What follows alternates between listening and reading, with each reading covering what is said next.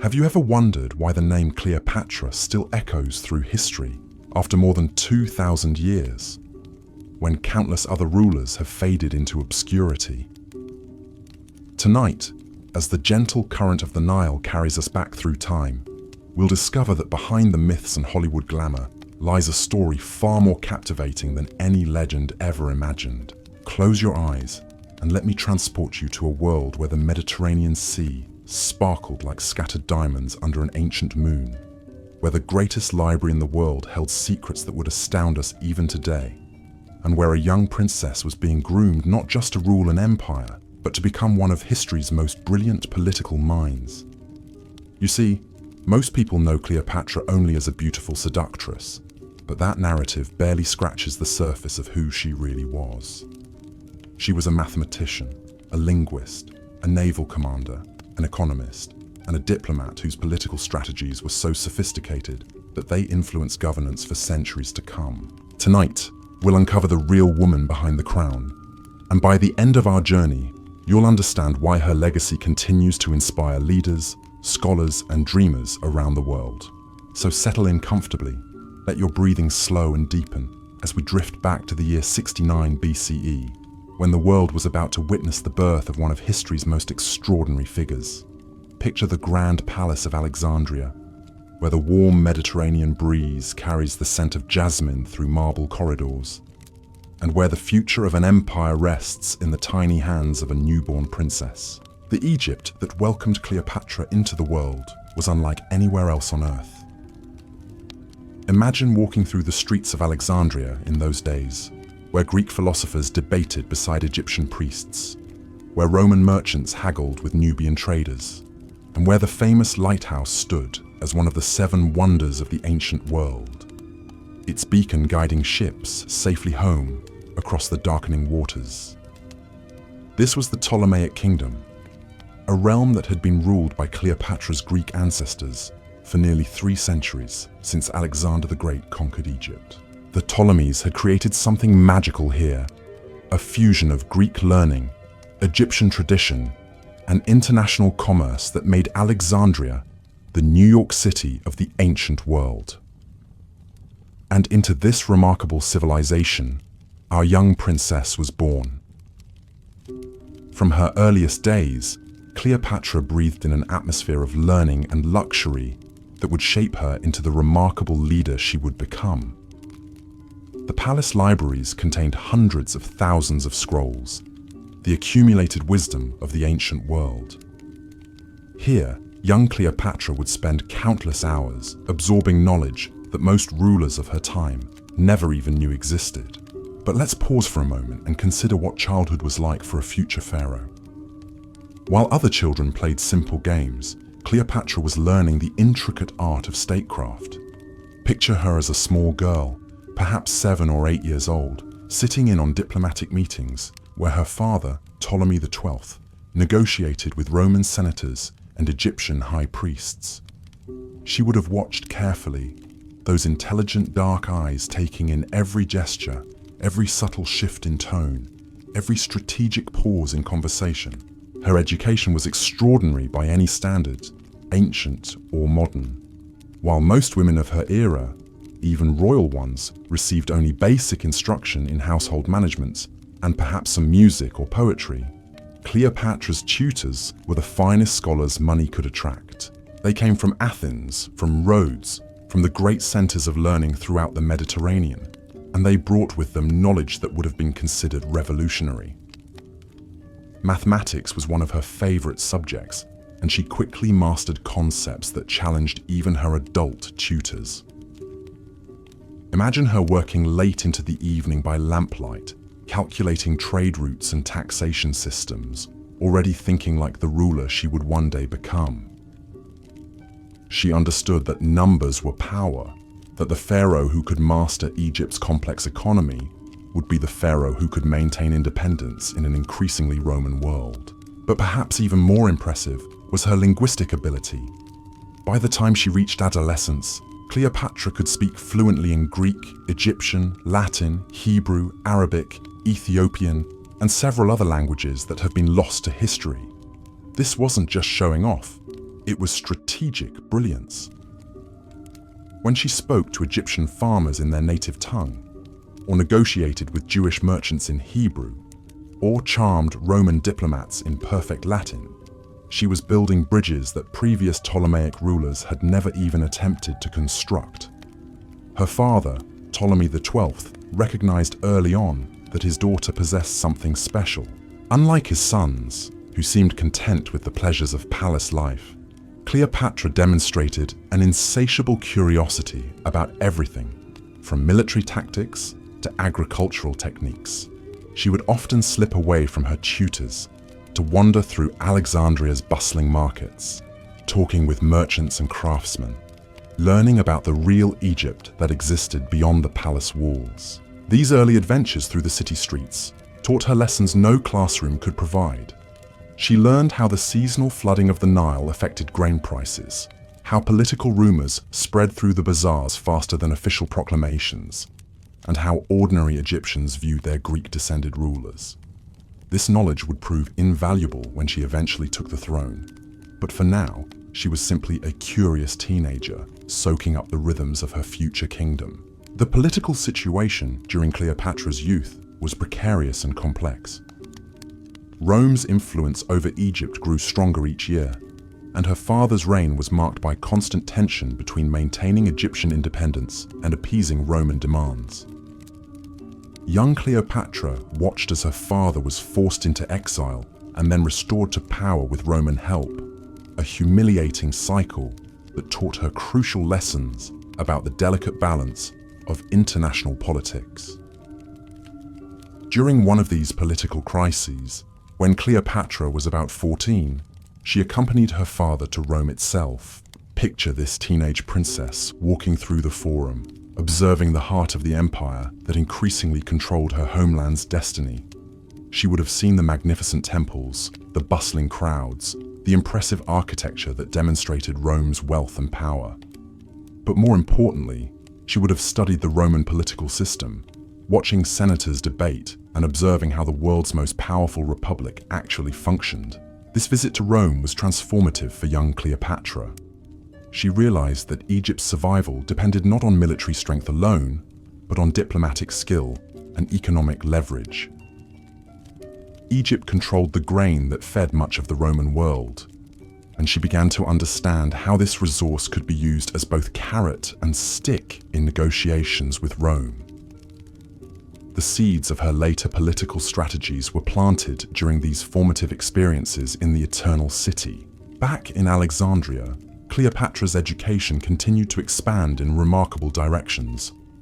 She studied naval architecture and could discuss the technical specifications of warships with her admirals. She learned about medicine and astronomy, understanding how the flooding of the Nile could be predicted by observing the stars.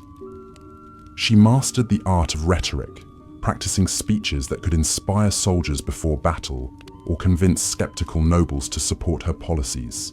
But perhaps most importantly, she learned about the delicate art of ruling a diverse population. Egypt in her time was incredibly cosmopolitan. Alexandria alone contained Greeks, Romans, Jews, Syrians, Nubians, and native Egyptians, each group with its own customs, languages, and loyalties. Previous Ptolemaic rulers had often favored the Greek elite, treating other populations as subjects rather than citizens. Cleopatra began to envision a different approach, one that would embrace Egypt's diversity as a source of strength rather than viewing it as a challenge to manage. Her teenage years were also marked by intensive study of Egyptian religion and culture. While her ancestors had often maintained a somewhat aloof relationship with native Egyptian traditions, Cleopatra immersed herself completely. She learned to read hieroglyphs, participated in religious ceremonies at the great temples, and began to understand the spiritual significance of the pharaoh's role in Egyptian society. This religious education was more than ceremonial. The pharaoh was considered a living god, the earthly representative of divine power, and Cleopatra understood that this spiritual authority was just as important as political power. She spent countless hours with the high priests of Ptah, Isis, and other major deities, learning the intricate rituals and theological concepts that would legitimize her eventual rule in the eyes of her Egyptian subjects. As she approached her 18th birthday, Cleopatra had transformed from a curious princess into a formidable young woman whose education surpassed that of most rulers in the ancient world. She could debate philosophy with Greek scholars, discuss engineering projects with Roman architects, negotiate trade agreements in multiple languages, and perform the sacred rituals that connected her to Egypt's 3,000-year-old traditions. The palace staff who had watched her grow up began to whisper among themselves about the remarkable transformation they had witnessed. Here was a princess who could spend the morning reviewing tax records, the afternoon practicing sword techniques with her guard, and the evening translating poetry from Greek into Egyptian. Her energy seemed boundless, her curiosity insatiable, and her intelligence absolutely extraordinary. But even as Cleopatra's abilities continued to develop, the political situation around her grew increasingly unstable. Her father's health was declining, and questions about the succession began to dominate palace conversations. According to Ptolemaic tradition, she would need to share power with one of her younger brothers, but Cleopatra had already begun to envision a different future for herself and for Egypt.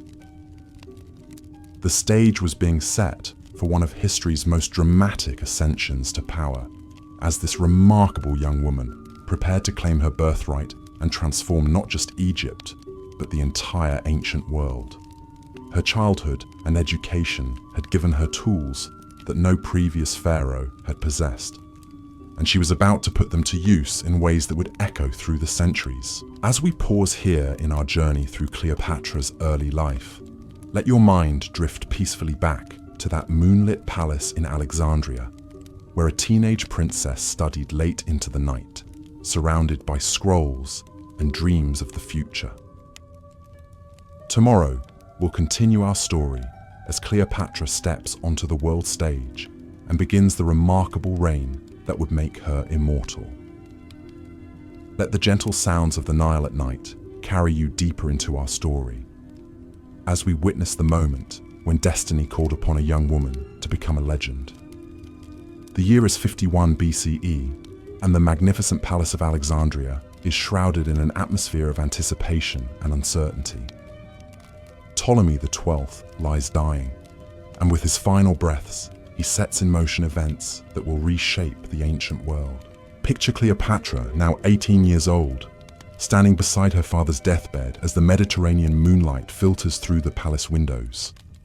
She has spent her entire life preparing for this moment, yet nothing could have truly readied her for the weight of responsibility that now settles upon her shoulders like a royal cloak. The crown of Egypt, with all its glory and burden, is about to become hers. According to the ancient customs of her dynasty, Cleopatra must share the throne with her 10-year-old brother Ptolemy XIII. But even as the coronation ceremonies begin, she understands that this arrangement is merely temporary. Her brother is little more than a child, easily influenced by the ambitious courtiers who surround him, while she possesses the knowledge, experience, and vision to rule Egypt alone. The early months of her reign reveal the full extent of Cleopatra's political genius.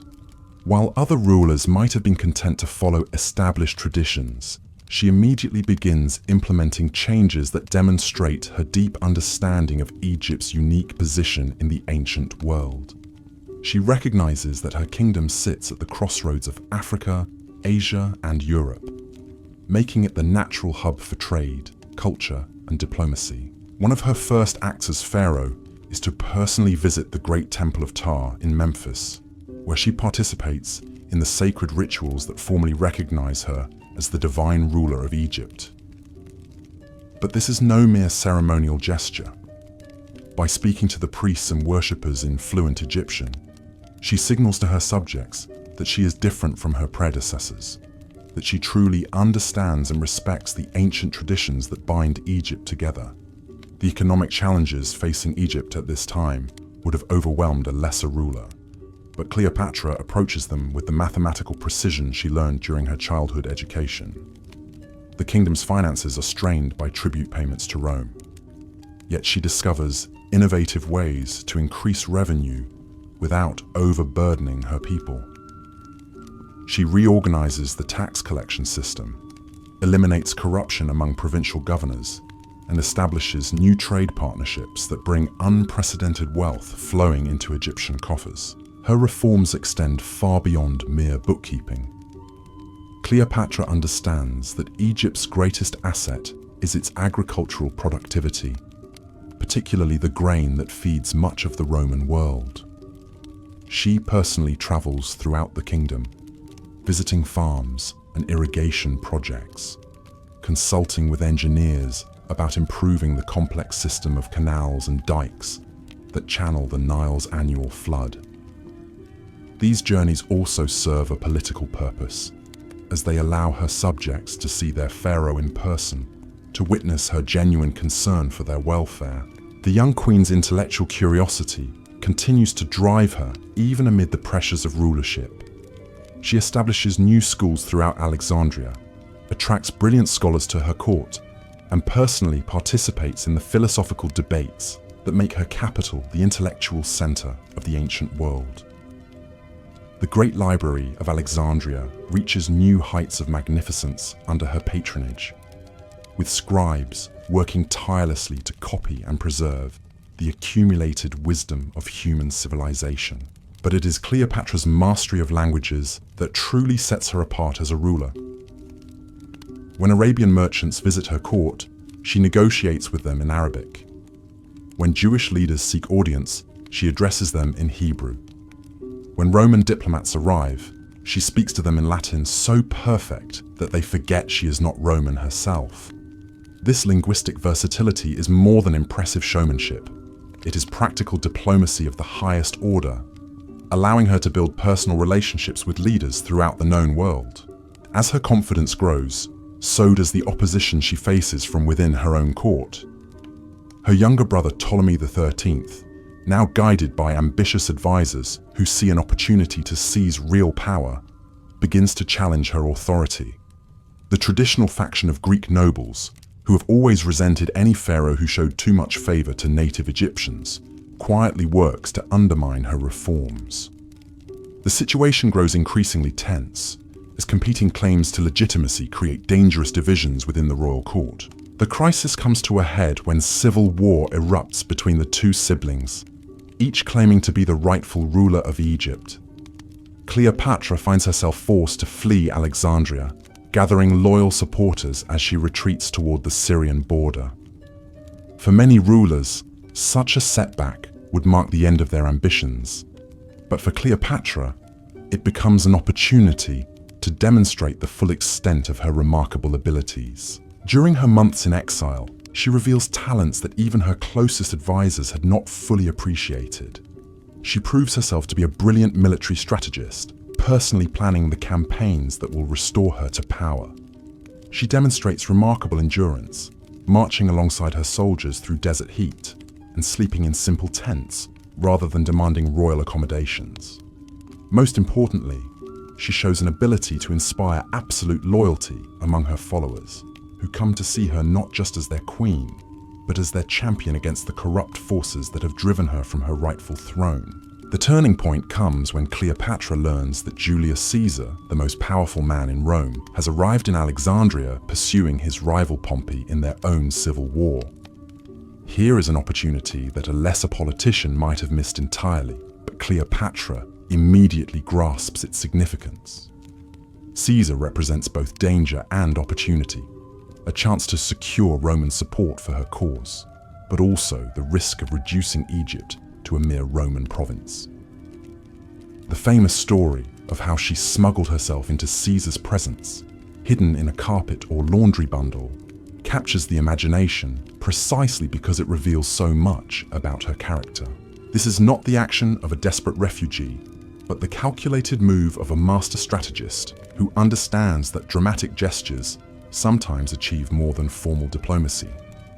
When she emerges before the astonished Roman general, she is not pleading for help.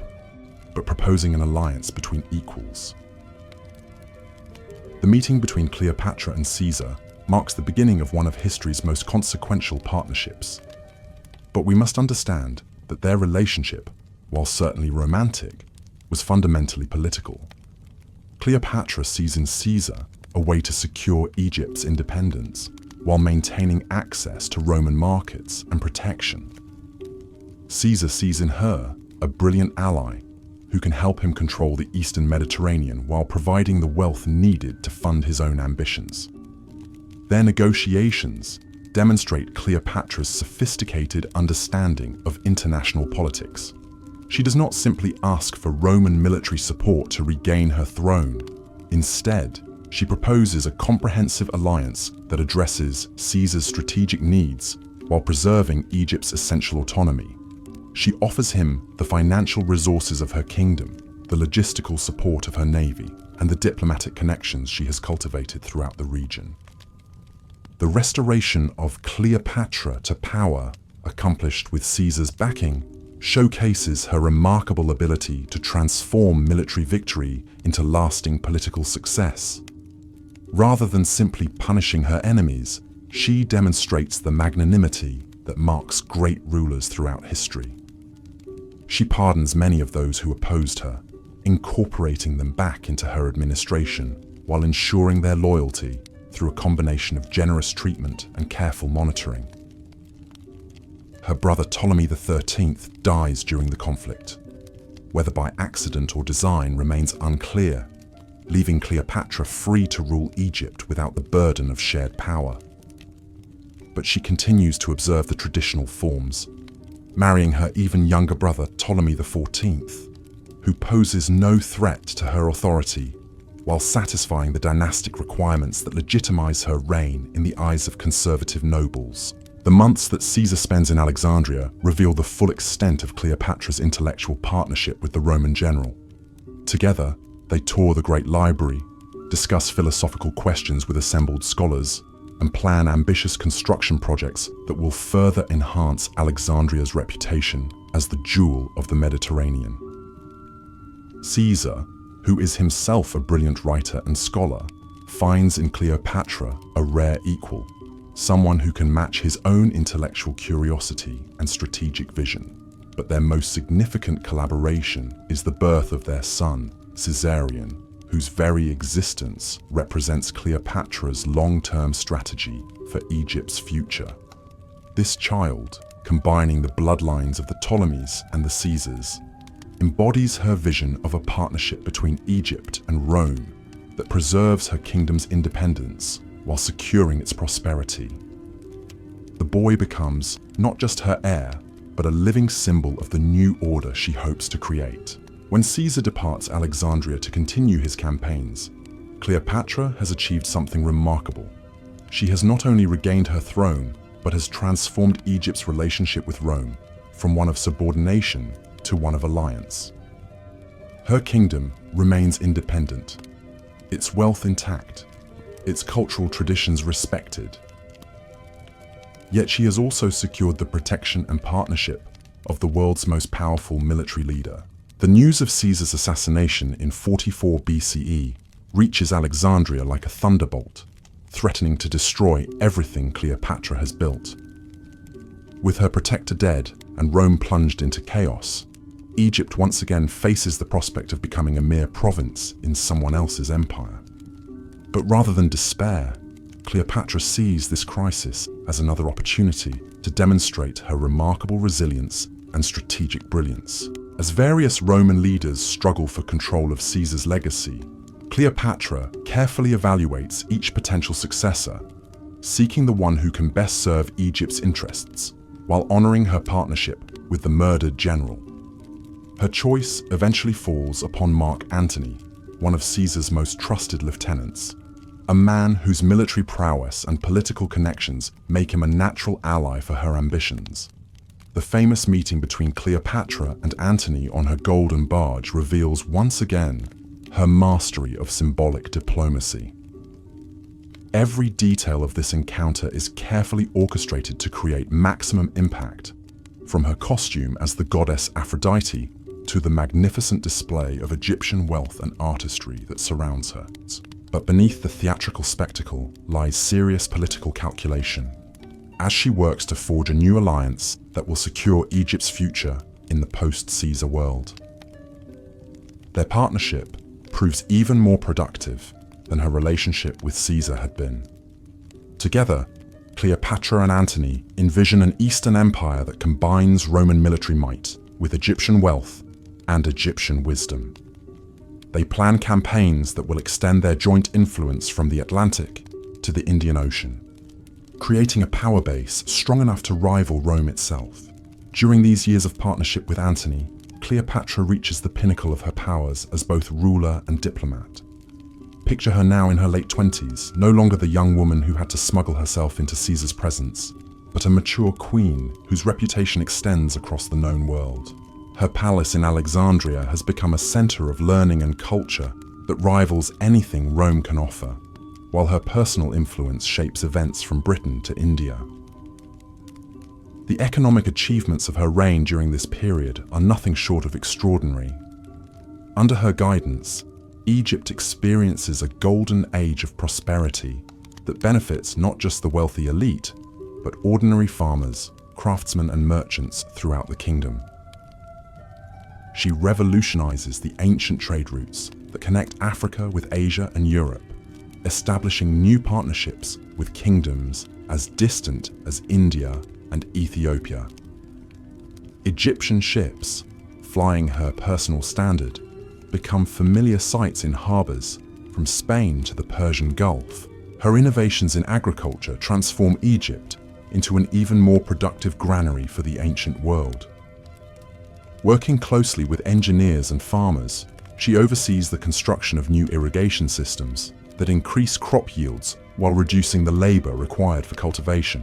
These projects employ thousands of workers, stimulating the economy while improving the lives of rural communities that had been neglected by previous rulers. But perhaps most remarkably, Cleopatra begins to envision Egypt as something more than just a regional power. Her correspondence with rulers throughout the ancient world reveals a woman thinking on a truly global scale, planning trade networks that would span continents and diplomatic alliances that would reshape the balance of international power.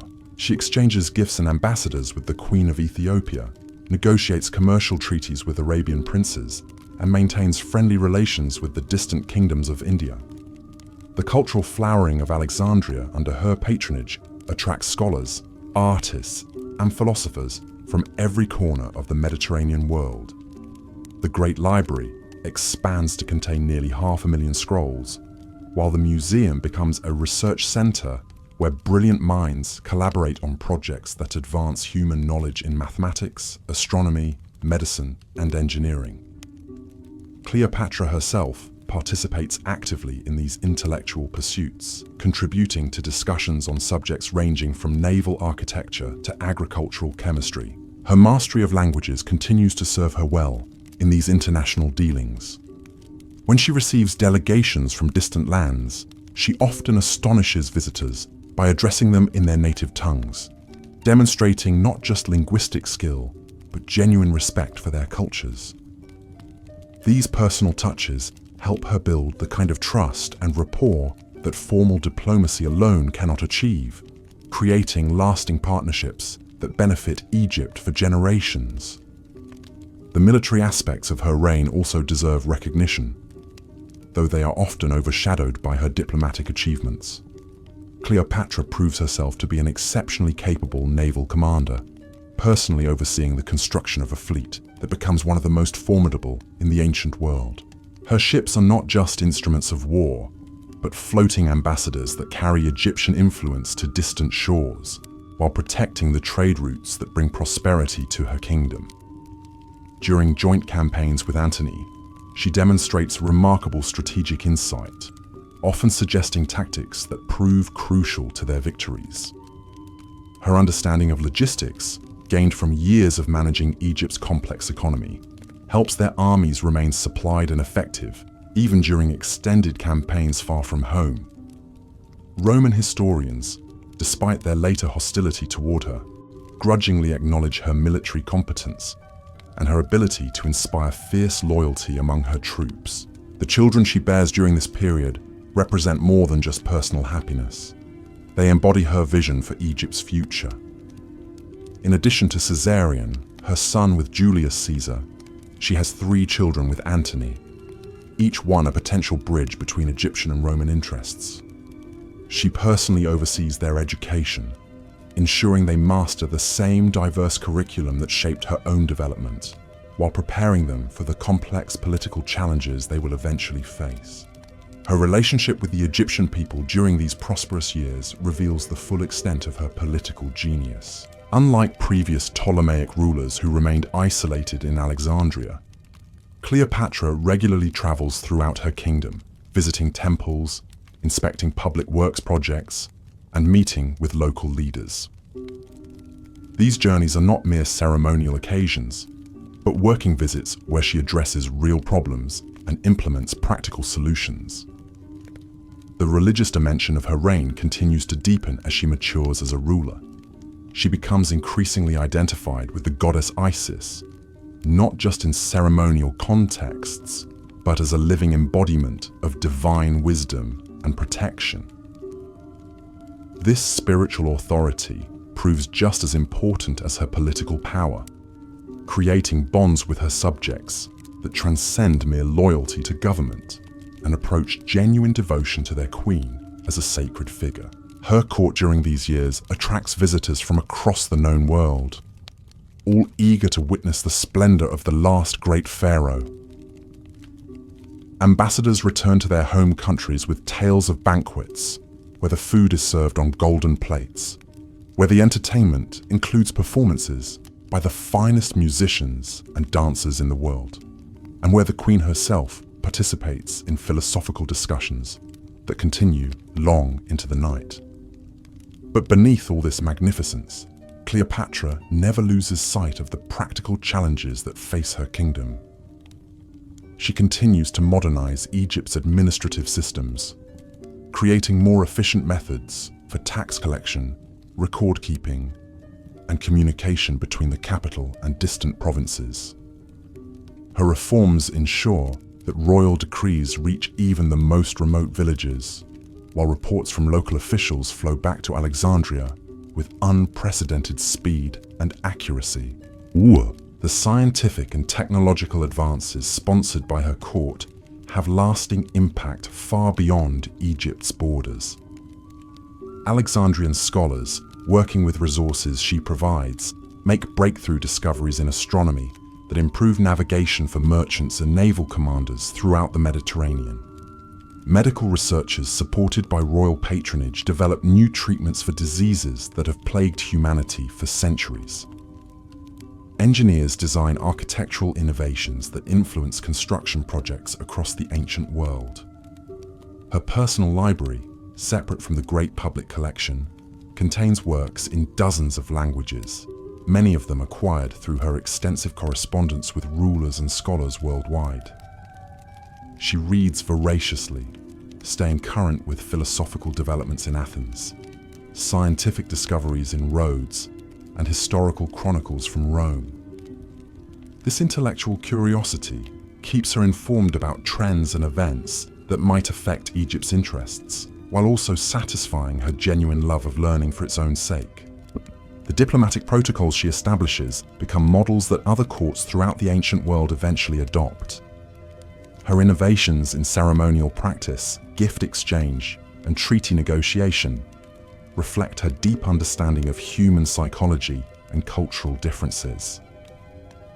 Foreign ambassadors often comment on the skill with which she manages to honor their traditions while maintaining Egypt's dignity and independence. As her partnership with Antony deepens and expands, their joint vision for the future becomes increasingly ambitious. They plan to create an Eastern empire that would stretch from the Atlantic Ocean to the borders of China, combining Roman military organization with Egyptian wealth and administrative expertise. This grand design requires careful coordination between their respective territories, leading to innovations in communication and transportation that benefit both kingdoms. The naval expeditions they sponsor together explore trade routes that previous generations had considered impossibly dangerous. Egyptian and Roman ships, sailing under joint command, establish commercial relationships with kingdoms along the African coast, in the Arabian Peninsula, and beyond the Persian Gulf. These voyages bring back not just exotic goods, but knowledge of distant peoples and cultures that enriches the cosmopolitan atmosphere of Alexandria. Her influence on Roman culture during this period is often underestimated by historians who focus primarily on military and political events. Through her relationship with Antony and the Roman officers who serve in Egypt, she introduces Eastern customs, artistic styles, and intellectual traditions that gradually transform Roman society. The luxury goods, architectural techniques, and scholarly works that flow from Egypt to Rome help create the cultural synthesis that will characterize the later Roman Empire. The festivals and celebrations she organizes in Alexandria become legendary throughout the ancient world, attracting visitors who travel thousands of miles just to witness these spectacular events. But these gatherings serve serious political purposes, as well as providing entertainment. They offer opportunities for diplomatic negotiations, commercial agreements, and cultural exchanges that strengthen Egypt's position in the complex web of international relationships. Her personal involvement in every aspect of government continues to astonish those who work with her. She reviews financial reports with the same attention to detail that she brings to military planning or religious ceremonies. Her memory for names, dates, and statistical information becomes legendary among her administrators, who learn that she expects them to match her own standards of thoroughness and accuracy. The construction projects undertaken during her reign transform Alexandria into one of the most beautiful cities in the ancient world. New temples, libraries, theaters, and public buildings rise throughout the capital, each one designed to showcase both Egyptian traditions and international influences. These architectural achievements create employment for thousands of skilled craftsmen, while demonstrating Egypt's prosperity and cultural sophistication to visitors from around the world. But even as Cleopatra reaches the height of her power and influence, she remains acutely aware of the gathering storm clouds on the horizon. The political situation in Rome grows increasingly unstable, with various factions competing for control of the Republic's destiny. Her intelligence network, one of the most sophisticated in the ancient world, brings her regular reports of developments that could threaten everything she has built. The growing hostility between Antony and Octavian, Caesar's adopted heir, creates particular concern for Egypt's future. She understands that this conflict will eventually force her to choose sides, and that the wrong choice could mean the end of Egyptian independence. Her preparations for this coming crisis demonstrate once again her remarkable ability to think strategically while managing the immediate demands of ruling a complex kingdom. As we pause here in our journey through Cleopatra's remarkable reign, let the gentle rhythm of the Nile carry your thoughts back to those golden days when Alexandria stood as the jewel of the ancient world, and when a brilliant queen worked tirelessly to secure her people's prosperity and independence. The challenges ahead will test every skill she has developed, every alliance she has forged, and every dream she has dared to pursue. The shadows of conflict begin to lengthen across the Mediterranean as we continue our peaceful journey through Cleopatra's extraordinary life. Picture her now in her palace study, surrounded by maps and scrolls, the flickering oil lamps casting dancing patterns on the walls as she works late into the night. At 34, she has become one of the most powerful rulers in the ancient world, yet she faces challenges that would have broken lesser monarchs. The tension between Mark Antony and Octavian has escalated beyond mere political rivalry into open warfare, and Cleopatra understands that Egypt's fate hangs in the balance. Her spies throughout the Roman world send regular reports that paint an increasingly dire picture. Octavian has proven himself to be a masterful propagandist, portraying Antony as a traitor who has fallen under the spell of an exotic foreign queen. The Roman people, already suspicious of Eastern influences, begin to view Egypt not as an ally, but as a threat to their traditional values. Let your mind drift peacefully as we observe Cleopatra during these crucial months, watching her navigate the treacherous waters of international politics with the same skill she once applied to her childhood studies. She recognizes that this conflict will determine not just her personal survival, but the continuation of 3,000 years of Egyptian civilization. The weight of history rests upon her shoulders, yet she approaches each decision with the calm deliberation that has always marked her leadership. Her preparations for the coming war reveal the full extent of her administrative genius. Throughout Egypt, shipyards work around the clock to construct vessels for her growing fleet.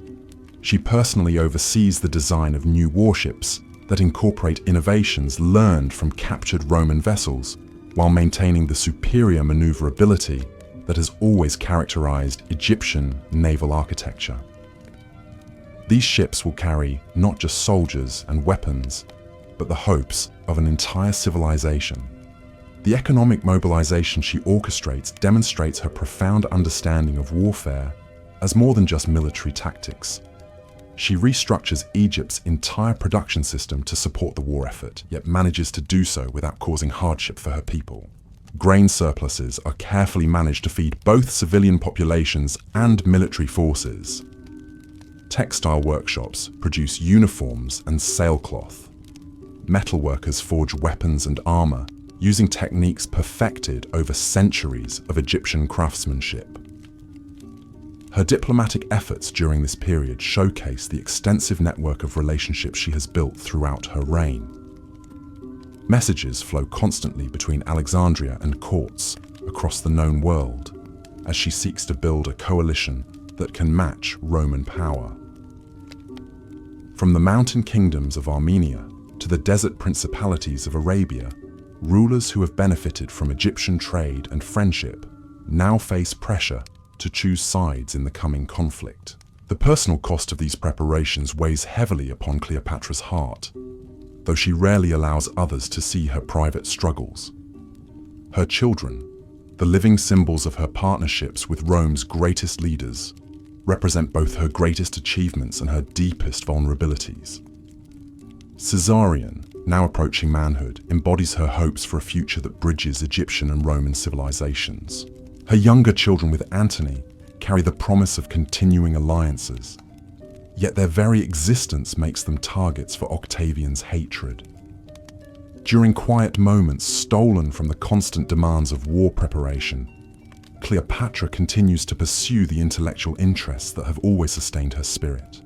She corresponds with philosophers in Athens, exchanges astronomical observations with scholars in Rhodes, and maintains her support for the research projects that make Alexandria the intellectual capital of the ancient world. Even facing the greatest crisis of her reign, she refuses to abandon the pursuit of knowledge that defines her civilization. Her religious duties take on heightened significance as the crisis deepens. The Egyptian people look to their pharaoh not just as a political leader, but as a divine intermediary who can invoke the god's protection for their homeland. She spends long hours in the great temples, participating in ceremonies that have sustained Egypt through previous invasions and occupations. The priests who serve with her speak of an aura of serene determination that surrounds her during these sacred rituals. The intelligence reports that reach her desk paint an increasingly clear picture of Octavian's strategy. He has chosen to portray the coming conflict not as a civil war between Romans, but as a patriotic struggle against foreign influence. Cleopatra becomes the central figure in his propaganda campaign, depicted as a scheming seductress who has corrupted noble Roman virtues. She understands that defeating Octavian will require not just military victory, but a counter-narrative that reveals the truth about her motivations and achievements. Her meetings with Antony during this period reveal the deep partnership they have forged over years of collaboration. Together, they plan campaigns that will leverage Egypt's naval superiority and economic resources against Octavian's control of Italy and the western provinces. Their strategy recognizes that victory requires not just winning battles, but maintaining the loyalty of populations throughout the Eastern Mediterranean who have prospered under their joint rule. The construction of their combined fleet becomes one of the greatest maritime projects in ancient history.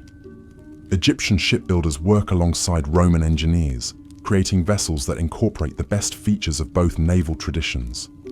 These ships are not just instruments of war, but floating testaments to the cultural synthesis that Cleopatra and Antony represent.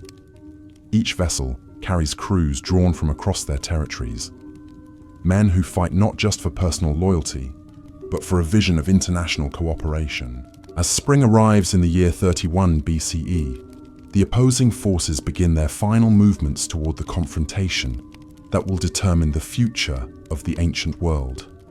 Cleopatra personally leads her fleet out of Alexandria, the golden prow of her flagship cutting through the Mediterranean waves as hundreds of ships follow in her wake. The sight of this armada, with its colorful banners and diverse crews, represents the culmination of her life's work in building bridges between different peoples and cultures. The naval battle that unfolds near Actium becomes one of history's most consequential engagements, though its outcome is determined as much by treachery and miscommunication as by tactical skill.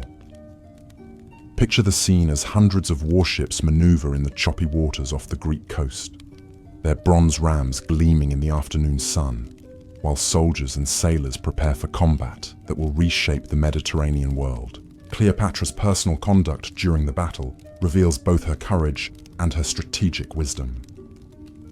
When the tide of combat turns against their forces, she makes the agonizing decision to withdraw her surviving ships rather than see them destroyed in a hopeless fight.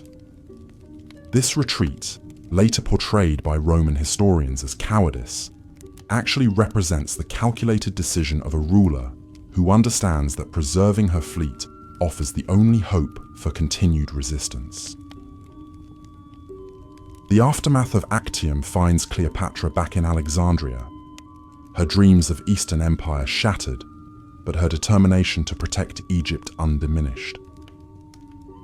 She spends the following months preparing her kingdom for siege, while also exploring every diplomatic avenue that might preserve Egyptian independence. Her correspondence during this period reveals a woman who refuses to despair even as her options steadily diminish. The defensive preparations she oversees transform Alexandria into one of the ancient world's strongest fortresses. The harbor is fortified with new installations that can sink any vessel attempting unauthorized entry. The city walls are reinforced and supplied with provisions that could sustain a lengthy siege. Most importantly, she ensures that Egypt's vast wealth is secured in ways that prevent Octavian from simply seizing it upon conquest. Her final negotiations with Octavian demonstrate the diplomatic skills that have served her throughout her reign. Even from a position of apparent weakness, she attempts to secure terms that would preserve Egypt's autonomy while acknowledging Roman supremacy. These discussions reveal her continued commitment to her people's welfare, as she seeks arrangements that would protect them from the harsh exploitation that typically followed Roman conquest. The legendary accounts of her death, whether by asp bite or poison, capture the imagination because they reflect the dramatic flair that characterized her entire life. But more significant than the manner of her passing is the careful preparation she makes for Egypt's future. Her final acts as pharaoh include arrangements for her children's safety, provisions for her loyal servants, and instructions that ensure Egyptian treasures will be preserved rather than melted down for Roman coffers. The immediate aftermath of Cleopatra's death sees Octavian's forces occupy Alexandria, bringing to an end nearly 3 centuries of Ptolemaic rule and 3 millennia of Egyptian independence. Yet, even in defeat, her legacy begins to take shape in ways that will influence the ancient world for generations to come. The cultural synthesis she promoted between Egyptian, Greek, and Roman traditions becomes part of the foundation for the cosmopolitan civilization that will characterize the Roman Empire at its height. The scholars and artists who flourished under her patronage carry their knowledge and skills throughout the Mediterranean world, spreading innovations in science, medicine, engineering, and literature that enrich human civilization. The trade networks she established continue to function under Roman administration, connecting distant regions in commercial relationships that promote prosperity and cultural exchange. The architectural achievements of her reign inspire builders and designers across the empire, influencing the development of new styles that combine Eastern and Western elements. Her children, despite the tragic circumstances of their mother's defeat, carry forward aspects of her vision in their own lives. Those who survive Octavian's purges eventually find places in the Roman world, where their Egyptian heritage and cosmopolitan education make them valuable contributors to imperial administration and culture. Through them, something of Cleopatra's internationalist perspective influences the development of Roman policy toward the eastern provinces. The historical reputation she acquires in the decades following her death reflects the complex nature of her achievements and the political needs of her Roman conquerors. Octavian, now styling himself Augustus, requires a narrative that justifies his victory while explaining the fierce resistance he encountered.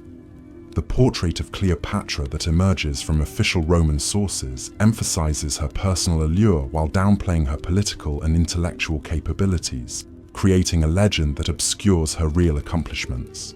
Yet even Roman historians, writing under imperial patronage, cannot entirely suppress evidence of her remarkable abilities. Their accounts, despite their hostile bias, preserve glimpses of the brilliant ruler who mastered multiple languages, revolutionized international diplomacy, and transformed Egypt into the ancient world's most prosperous kingdom. These fragments of truth provide the foundation for later generations to reconstruct a more accurate understanding of her life and reign. The archaeological evidence that emerges over subsequent centuries tells a story that complements and sometimes contradicts the literary sources. Inscriptions throughout Egypt reveal the extent of her building projects and administrative reforms. Papyrus documents preserve records of the economic innovations that brought unprecedented prosperity to her people. Coins bearing her image show a woman whose appearance reflects intelligence and determination rather than mere beauty. The religious traditions she promoted continue to influence spiritual development throughout the Roman Empire and beyond. Her identification with the goddess Isis helps spread Egyptian religious concepts across the Mediterranean world, offering believers a vision of divine feminine wisdom that complements traditional Roman masculine deities. These spiritual innovations eventually contribute to the religious synthesis that characterizes late antiquity. The scientific and technological advances, sponsored by her court, continue to influence human progress long after Alexandria's golden age has ended. Mathematical concepts developed by scholars working under her patronage contribute to advances in engineering and astronomy that benefit subsequent civilizations. Medical knowledge preserved in Alexandrian libraries provides the foundation for later developments in healing and surgery. Geographical information gathered by expeditions she sponsored helps mapmakers create more accurate representations of the known world. The literary and artistic achievements of her reign establish standards of excellence that inspire creators throughout the ancient world and beyond. The poetry, drama, and historical writing produced in Alexandria during her lifetime influences the development of these genres in ways that extend far beyond Egypt's borders. The artistic styles that flourish under her patronage combine Egyptian, Greek, and Roman elements in ways that create new forms of creative expression. Her innovations in governance and administration provide models that later rulers adapt to their own circumstances. The methods she developed for managing a diverse population, maintaining economic prosperity, and conducting international relations influence the practices of subsequent governments throughout the Mediterranean region. Her approach to combining traditional authority with administrative efficiency becomes part of the standard toolkit for effective rulership.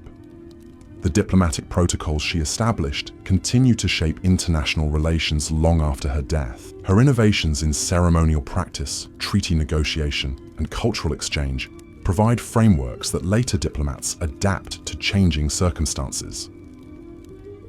The emphasis she placed on personal relationships in international affairs influences the conduct of diplomacy throughout the ancient world and beyond. The educational systems she promoted help preserve and transmit knowledge that might otherwise have been lost during the political upheavals that follow her reign. The schools and libraries she established continue to function under Roman rule, maintaining the scholarly traditions that make Alexandria a center of learning for centuries to come. Her commitment to linguistic diversity ensures that important works in multiple languages are preserved for future generations. The trade networks she developed continue to connect distant regions of the world, promoting economic growth and cultural exchange that enriches human civilization. The commercial relationships she established between Egypt and kingdoms in Africa, Asia, and Europe provide foundations for continued prosperity, even under changed political circumstances. Her understanding of economics as a tool for international influence becomes part of the strategic thinking of subsequent rulers. The urban planning and architectural innovations implemented during her reign influenced the development of cities throughout the ancient world. The public works projects she sponsored in Alexandria and other Egyptian cities provide models for combining functionality with aesthetic appeal. Her attention to infrastructure development, from harbor facilities to irrigation systems, demonstrates the connection between good governance and material prosperity. The cultural festivals and celebrations she organized established traditions that continue to bring people together long after her death. These events, which combined religious observance with entertainment and education, provide models for community building that later societies adapt to their own needs. Her understanding of the importance of shared cultural experiences in maintaining social cohesion influences the development of public celebrations throughout the ancient world. The historical documentation she maintained provides invaluable records of ancient life that inform our understanding of the period. Her commitment to preserving knowledge, whether in the form of official chronicles, scientific observations, or artistic achievements, ensures that future generations can learn from the experiences of her time. The archives she established continue to serve scholars and administrators long after her political authority has ended. The international perspective she brought to rulership influences the development of more cosmopolitan approaches to governance throughout the ancient world. Her example demonstrates that effective leadership requires understanding and respecting cultural differences, rather than simply imposing uniform standards. This insight becomes increasingly important as the Roman Empire expands to encompass diverse populations across 3 continents. The maritime innovations she sponsored contribute to advances in navigation and shipbuilding that benefit commerce and exploration for centuries to come. The vessels constructed in Egyptian shipyards under her direction incorporate design features that influence naval architecture throughout the Mediterranean world. Her understanding of sea power as an essential component of national strength becomes part of strategic thinking for subsequent civilizations. As we near the end of our peaceful journey through Cleopatra's remarkable life, let your thoughts drift gently back to that moonlit palace in Alexandria, where our story began. Picture her legacy not as the tragic end of Egyptian independence, but as the beginning of a new chapter in human civilization, one enriched by the innovations, achievements, and vision of the last great pharaoh. The gentle lapping of the Nile against the ancient quays carries with it the whispers of history, reminding us that true greatness lies not in the duration of one's reign, but in the lasting impact of one's achievements. Cleopatra's story continues to inspire leaders, scholars, and dreamers more than 2,000 years after her death, testament to a life lived with extraordinary purpose, intelligence, and dedication to the welfare of her people and the advancement of human civilization. Rest now in the knowledge that her remarkable journey from curious princess to legendary queen offers timeless lessons about the power of education, the importance of cultural understanding, and the enduring impact of visionary leadership.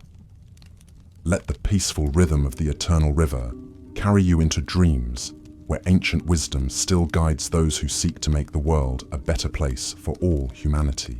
Tonight, as the stars reflect upon the waters that once carried Cleopatra's royal barges, we find ourselves contemplating the profound ways her extraordinary life continues to shape our understanding of leadership, wisdom, and the delicate art of balancing power with compassion. Let the gentle current of our story carry you deeper into the lasting echoes of her remarkable reign, as we explore how a single lifetime can ripple through the centuries to touch countless generations. In the quiet hours following her death, as Alexandria mourned the loss of its beloved queen, something remarkable began to unfold across the ancient world. The seeds she had planted during her 21 years of rule started to bloom in ways that even her brilliant strategic mind could never have fully anticipated. Picture the scholars in distant libraries, carefully preserving the mathematical treatises and astronomical observations that had flourished under her patronage, knowing that this knowledge would illuminate the path for future generations of thinkers and innovators. The administrative systems she had perfected continued to function with remarkable efficiency even under Roman occupation, demonstrating the depth of her governmental reforms.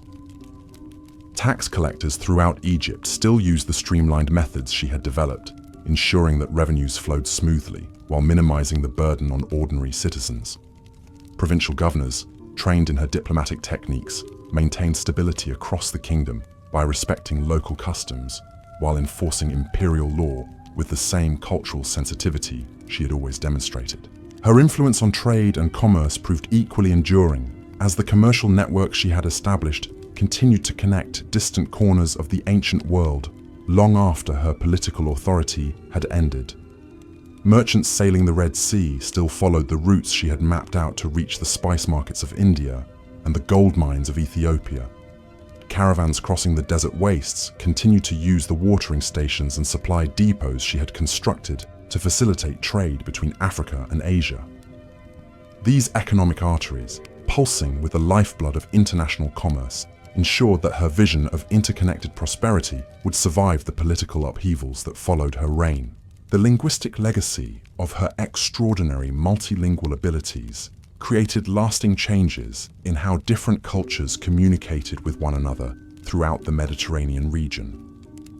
The translation projects she had sponsored resulted in important works being preserved in multiple languages, ensuring that knowledge could flow freely between Greek, Roman, Egyptian, and other scholarly traditions. Her personal example of mastering foreign tongues inspired subsequent generations of diplomats and administrators to develop similar linguistic skills, gradually creating a more cosmopolitan and culturally aware governing class throughout the Roman Empire.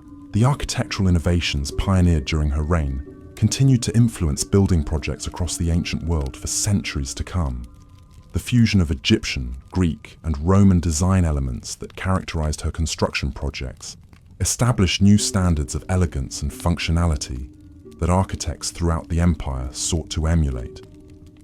The harbor installations she had commissioned in Alexandria became models for port development from Spain to Syria, while the irrigation systems she had perfected were adapted for use in regions as diverse as North Africa and the Rhine frontier.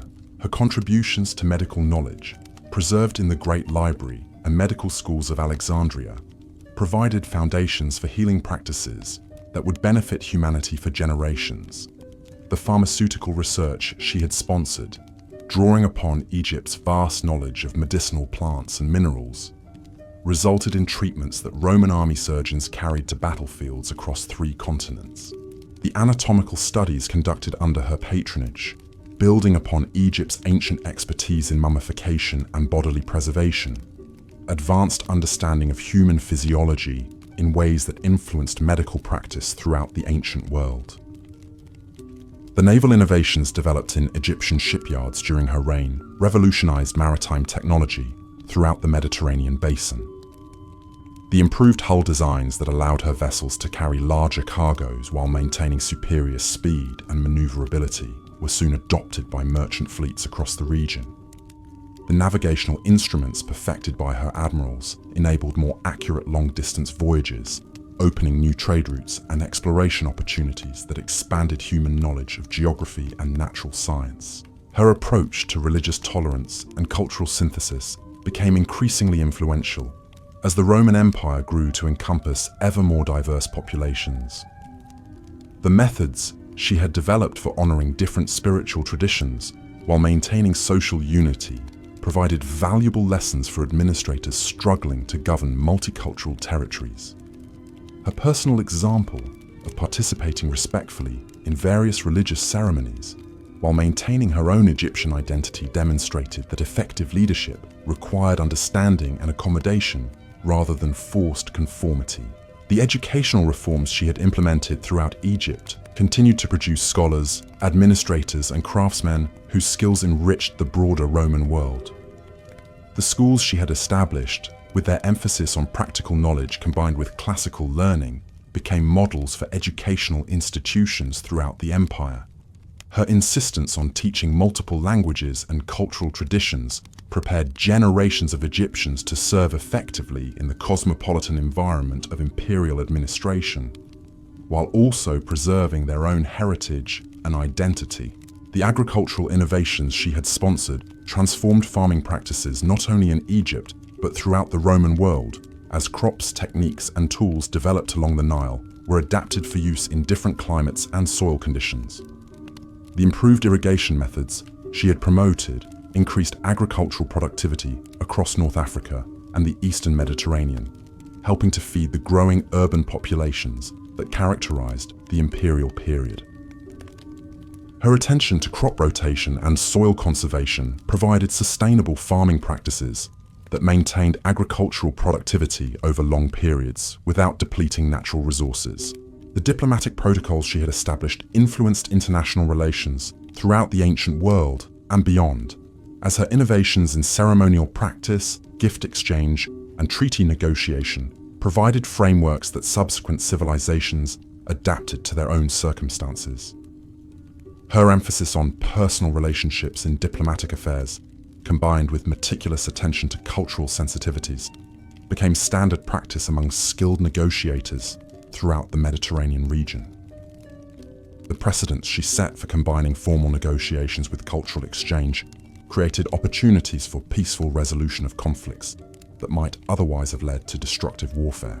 Her impact on women's roles in society, though limited by the constraints of ancient attitudes, nevertheless provided an inspiring example of female capability in leadership, scholarship, and public administration. The women who served in her court, from scribes and translators to financial administrators and diplomatic representatives, carried their skills and experience into the broader Roman world, gradually expanding opportunities for female participation in public life. Her own example of combining traditional feminine roles with political authority offered a model that influenced attitudes toward women's capabilities throughout the ancient world. The scientific instruments and measurement standards she had promoted in Alexandria influenced technical development across the Roman Empire as Egyptian innovations in astronomy, mathematics, and engineering were adopted by scholars and craftsmen in distant provinces. The precise calendrical calculations developed by her court astronomers improved agricultural planning and commercial scheduling throughout the Mediterranean region. The mathematical techniques pioneered in Alexandrian schools provided tools for architectural and engineering projects that enhanced urban development across the empire. Her preservation of historical records and cultural artifacts ensured that future generations would have access to the accumulated wisdom of ancient civilizations that might otherwise have been lost during periods of political upheaval. The archives she maintained, with their careful documentation of administrative practices, diplomatic correspondence, and scholarly research, provided invaluable resources for later historians and administrators. Her commitment to preserving works in multiple languages and cultural traditions helped maintain the diversity of human knowledge that enriched intellectual development throughout the ancient world.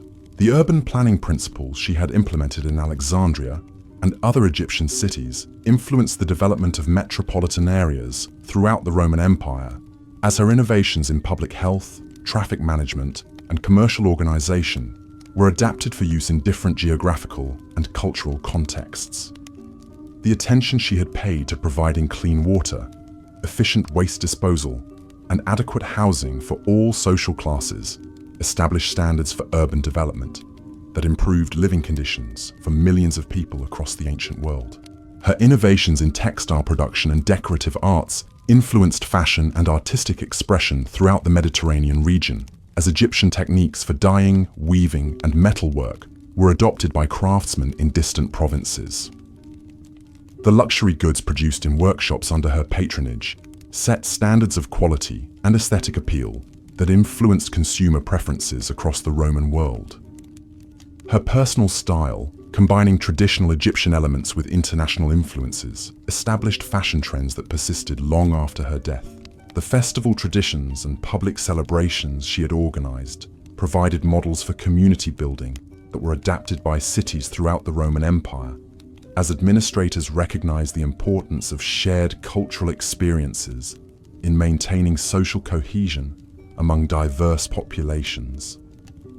Her understanding of entertainment as a tool for education and cultural transmission influenced the development of public spectacles and celebrations that combined enjoyment with instruction in civic values and historical traditions. Her contributions to botanical and agricultural science, including the cultivation of new crops and the development of improved farming techniques, enriched the food supply throughout the ancient world, as Egyptian innovations were adapted for use in different climates and growing conditions. The gardens she had maintained in Alexandria, with their careful collection of plants from across the known world, served as botanical laboratories that advanced understanding of plant biology and agricultural potential. These scientific gardens became models for similar institutions throughout the Roman Empire, promoting agricultural diversity and food security. The legal and administrative precedents she had established influenced governmental practices throughout the Roman world, as her innovations in taxation, record-keeping, and judicial procedure were adopted by provincial administrators seeking to improve efficiency and fairness in their territories. Her approach to balancing central authority with local autonomy provided valuable lessons for governing diverse populations across vast territories. The legal codes she had developed, combining Egyptian traditions with Greek and Roman influences, contributed to the evolution of imperial law that would govern the Mediterranean world for centuries. Her patronage of literature and historical writing ensured the preservation of cultural traditions and historical knowledge that enriched intellectual life throughout the ancient world and beyond.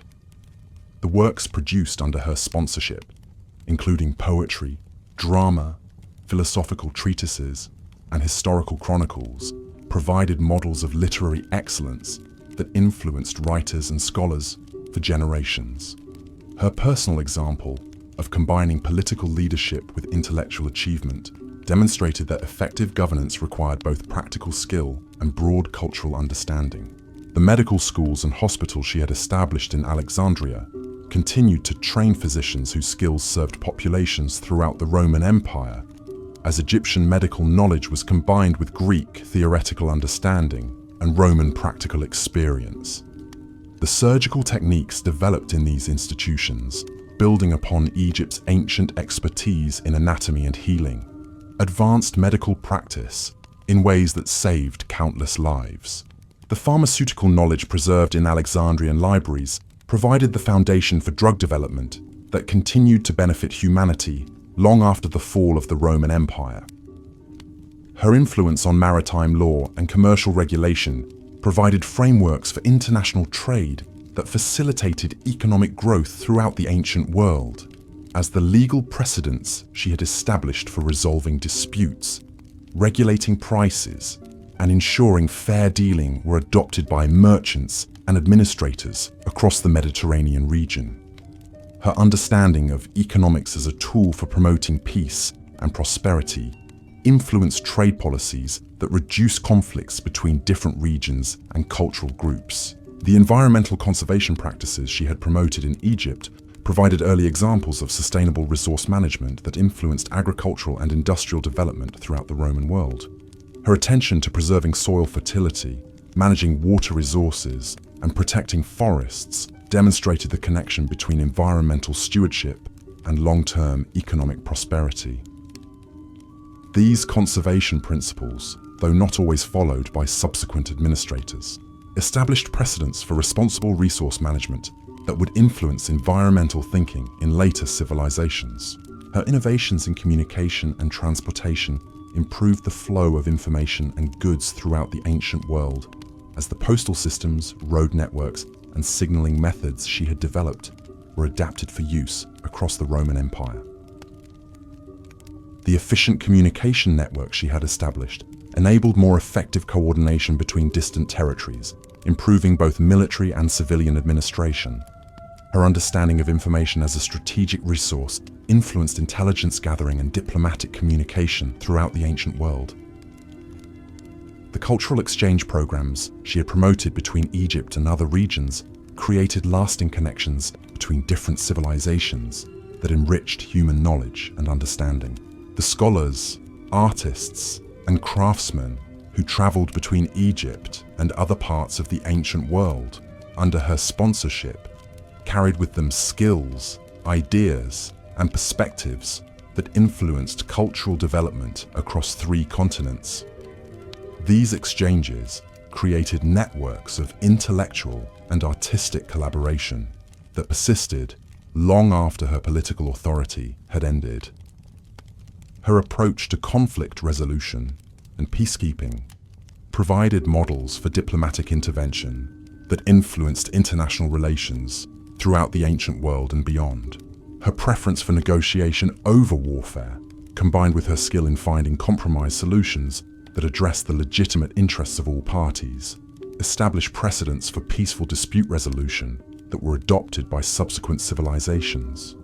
Her understanding that lasting peace required mutual respect and shared prosperity influenced diplomatic thinking that extended far beyond the ancient Mediterranean. The technological innovations developed under her patronage, from improved metalworking techniques to more efficient agricultural tools, enhanced productivity and living standards throughout the Roman world, as Egyptian innovations were adapted for use in different environments and applications. The engineering projects she had sponsored, including harbor improvements, irrigation systems, and building techniques, provided models for infrastructure development that influenced urban planning and construction across the empire. Her preservation of artistic traditions and support for creative expression ensured that the cultural heritage of Egypt and other ancient civilizations would survive the political upheavals that followed her reign.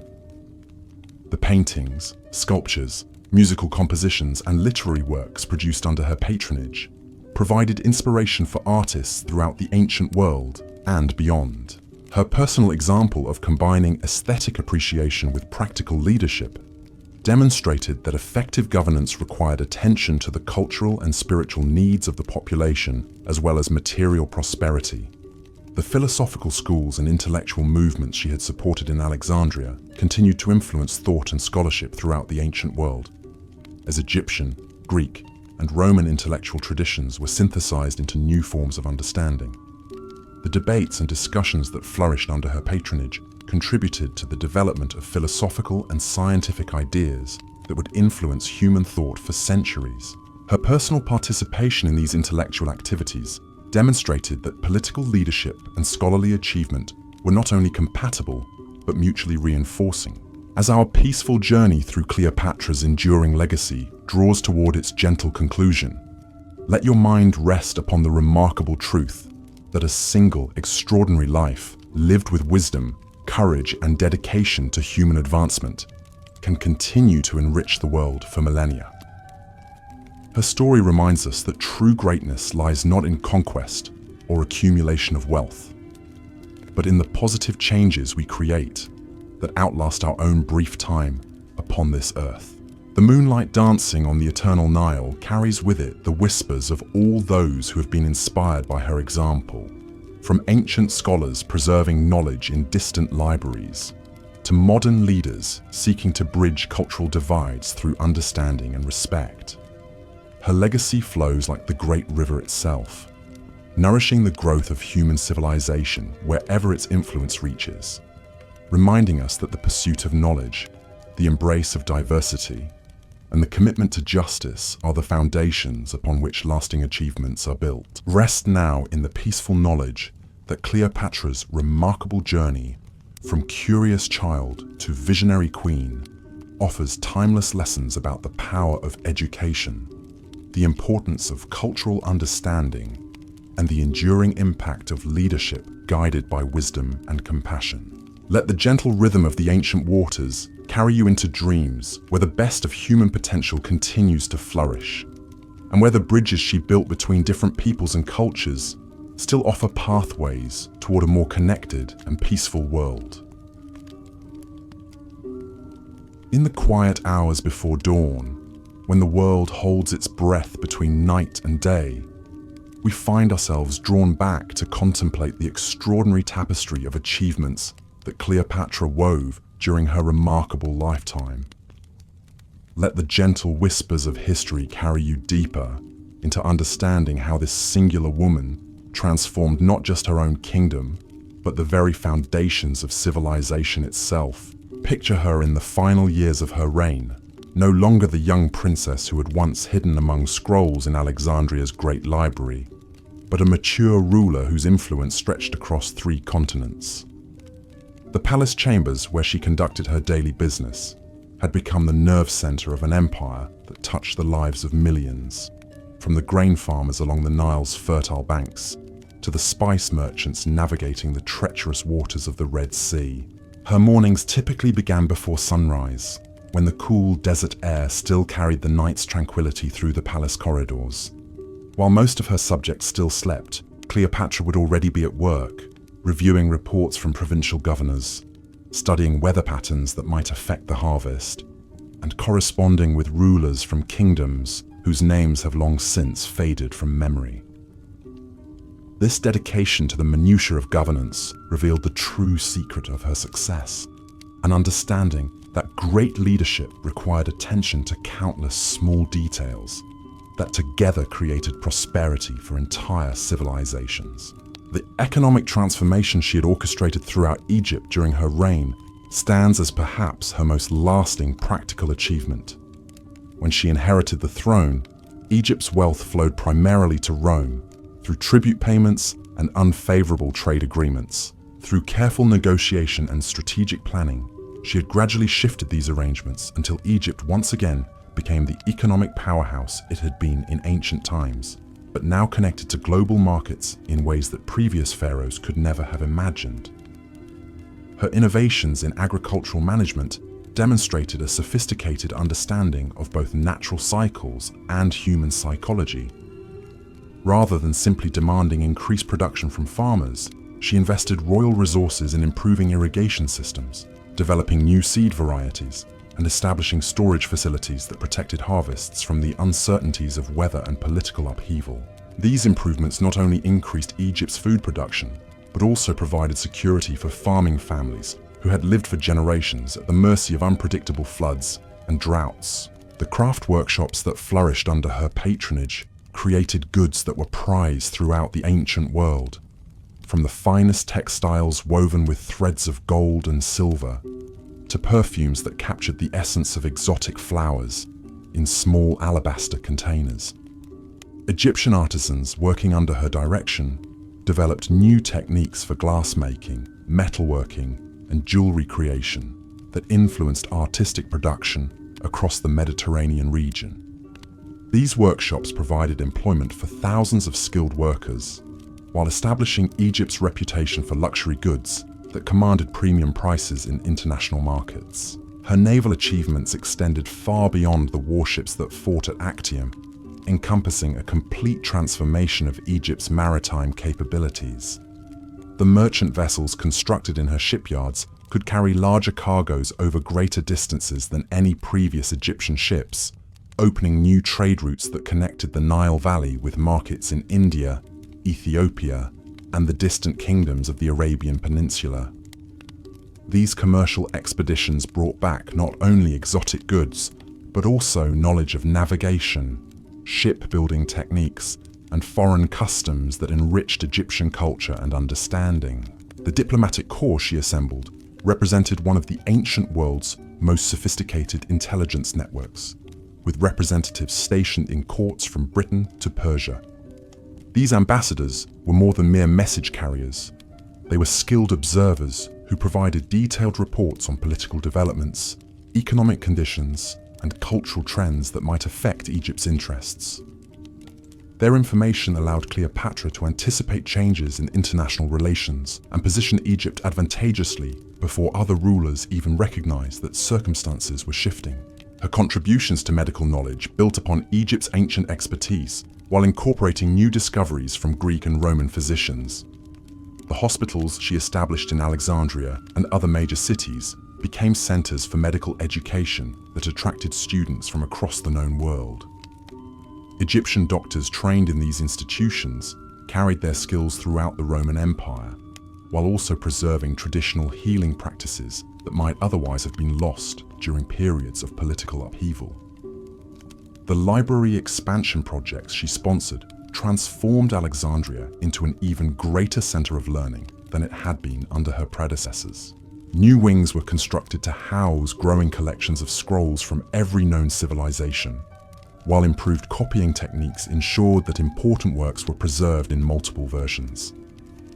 The scholars who worked in these facilities made breakthrough discoveries in mathematics, astronomy, geography, and natural philosophy that advanced human understanding in ways that continued to influence scientific development for centuries. Her legal reforms demonstrated a sophisticated understanding of justice that balanced traditional Egyptian practices with the practical needs of governing a diverse population. The court systems she established provided fair hearings for citizens regardless of their ethnic background or social status, while also maintaining the ceremonial aspects of royal authority that legitimized her rule in the eyes of conservative nobles. These legal innovations created frameworks for dispute resolution that were later adopted throughout the Roman Empire. The public works projects undertaken during her reign transformed Egyptian cities into models of urban planning that influenced architectural development across the ancient world. New aqueducts brought fresh water to previously underserved neighborhoods, while improved sewage systems enhanced public health in ways that reduced disease and increased life expectancy. The parks and public spaces she created provided venues for community gatherings that strengthened social bonds among Egypt's diverse population. Her patronage of the arts created a cultural flowering that produced works of lasting beauty and significance.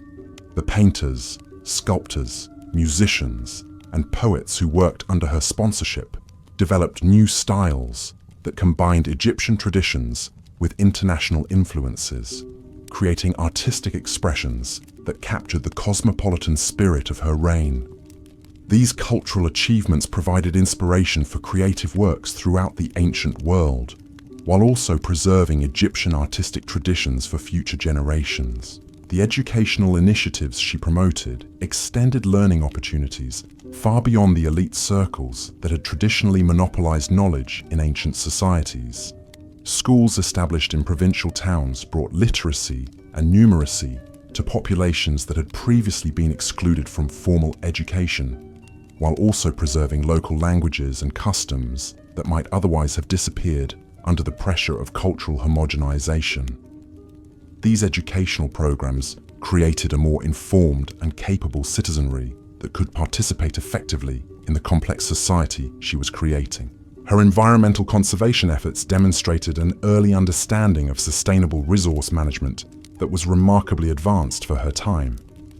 Regulations she established protected forests from excessive logging, while careful management of water resources ensured that irrigation systems could function effectively without depleting the sources that fed them.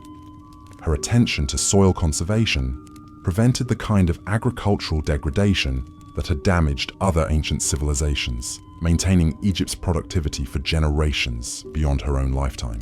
The transportation networks she developed connected previously isolated regions of Egypt while also linking the kingdom more effectively with international trade routes.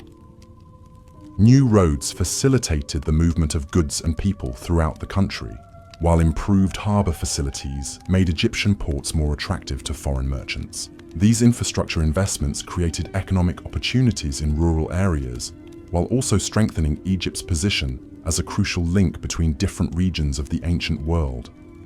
Her innovations in manufacturing and industry established Egypt as a producer of high-quality goods that competed successfully in international markets. The textile factories she sponsored developed new dyeing techniques that created colors of unprecedented brilliance and permanence, while metalworking facilities produced tools and weapons that were prized for their superior craftsmanship. These industrial developments provided employment for urban populations, while also generating export revenues that supported her other governmental initiatives. The scientific expeditions she sponsored expanded human knowledge of geography, natural history, and astronomy in ways that influenced scholarly understanding throughout the ancient world. Egyptian explorers working under her direction mapped previously unknown regions of Africa and Arabia, while also making astronomical observations that improved navigation and calendar systems. The botanical specimens they collected enriched gardens and agricultural development across the Mediterranean region. Her religious policies demonstrated a sophisticated understanding of spirituality as both personal experience and social institution. While maintaining her own devotion to traditional Egyptian deities, she also supported the religious practices of other communities within her kingdom, creating an atmosphere of tolerance that reduced conflicts between different ethnic and cultural groups.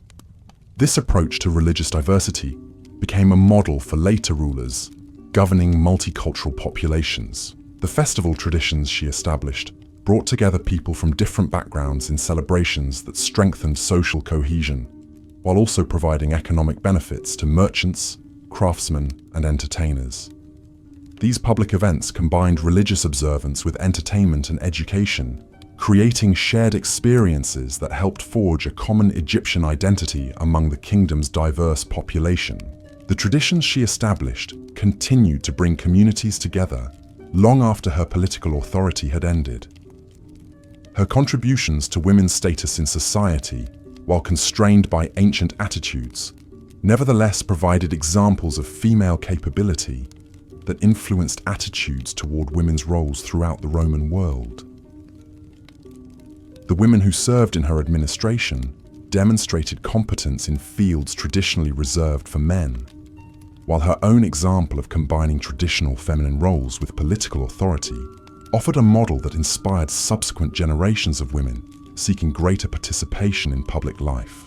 The commercial codes she established provided frameworks for international trade that reduced conflicts between merchants from different cultures, while also ensuring fair treatment for Egyptian traders in foreign markets. These regulations created standards for weights, measures, and currency exchange that facilitated commerce throughout the Eastern Mediterranean, while also protecting consumers from fraud and exploitation. Her understanding of economics as a tool for promoting peaceful relations influenced trade policies throughout the ancient world. The architectural innovations pioneered during her reign influenced building techniques and aesthetic standards throughout the Roman Empire, as Egyptian design elements were incorporated into structures from Britain to Syria. The fusion of different cultural traditions that characterized her construction projects created new forms of artistic expression that reflected the cosmopolitan nature of her kingdom. These architectural achievements provided models for urban development that enhanced living conditions in cities across the ancient world. Her preservation of historical records ensured that the experiences and achievements of her reign would be available to future generations of scholars and administrators. The archives she maintained documented not only official governmental activities, but also the daily life of ordinary Egyptians, providing invaluable insights into ancient society that continue to inform our understanding of the period. Her commitment to historical documentation influenced record-keeping practices throughout the Roman Empire. The agricultural innovations she promoted increased food production while also improving the nutritional quality of the Egyptian diet through the cultivation of new crops and the development of improved food preservation techniques. These advances in agricultural science helped support larger urban populations while also providing surplus production for export to other regions. The farming methods she developed influenced agricultural practices throughout North Africa and the Eastern Mediterranean. The medical schools she established trained physicians whose skills served populations throughout the ancient world, as Egyptian medical knowledge was combined with discoveries from other cultures. The surgical techniques developed in these institutions, building upon Egypt's ancient expertise in anatomy, advanced medical practice in ways that saved countless lives. The pharmaceutical research conducted under her patronage led to new treatments for diseases that had plagued humanity for centuries. Her innovations in communication technology improved the flow of information throughout her kingdom and beyond, as new methods for rapid message transmission were developed and implemented. The postal system she established enabled more efficient coordination between distant territories, while also facilitating commercial correspondence that supported international trade. These communication networks became models for information management throughout the Roman Empire. The cultural exchange programs she promoted between Egypt and other civilizations created lasting connections that enriched human understanding and knowledge.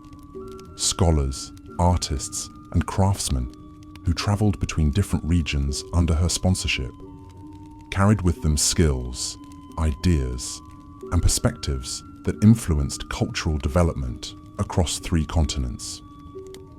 These exchanges created networks of intellectual collaboration that persisted long after political circumstances had changed. Her approach to conflict resolution emphasized negotiation and compromise over military force, establishing precedents for peaceful dispute resolution that influenced diplomatic practice throughout the ancient world. Her success in maintaining Egypt's independence through skillful diplomacy rather than constant warfare demonstrated that intelligent leadership could achieve more lasting results than mere military strength. This understanding of diplomacy as an alternative to violence influenced international relations for centuries.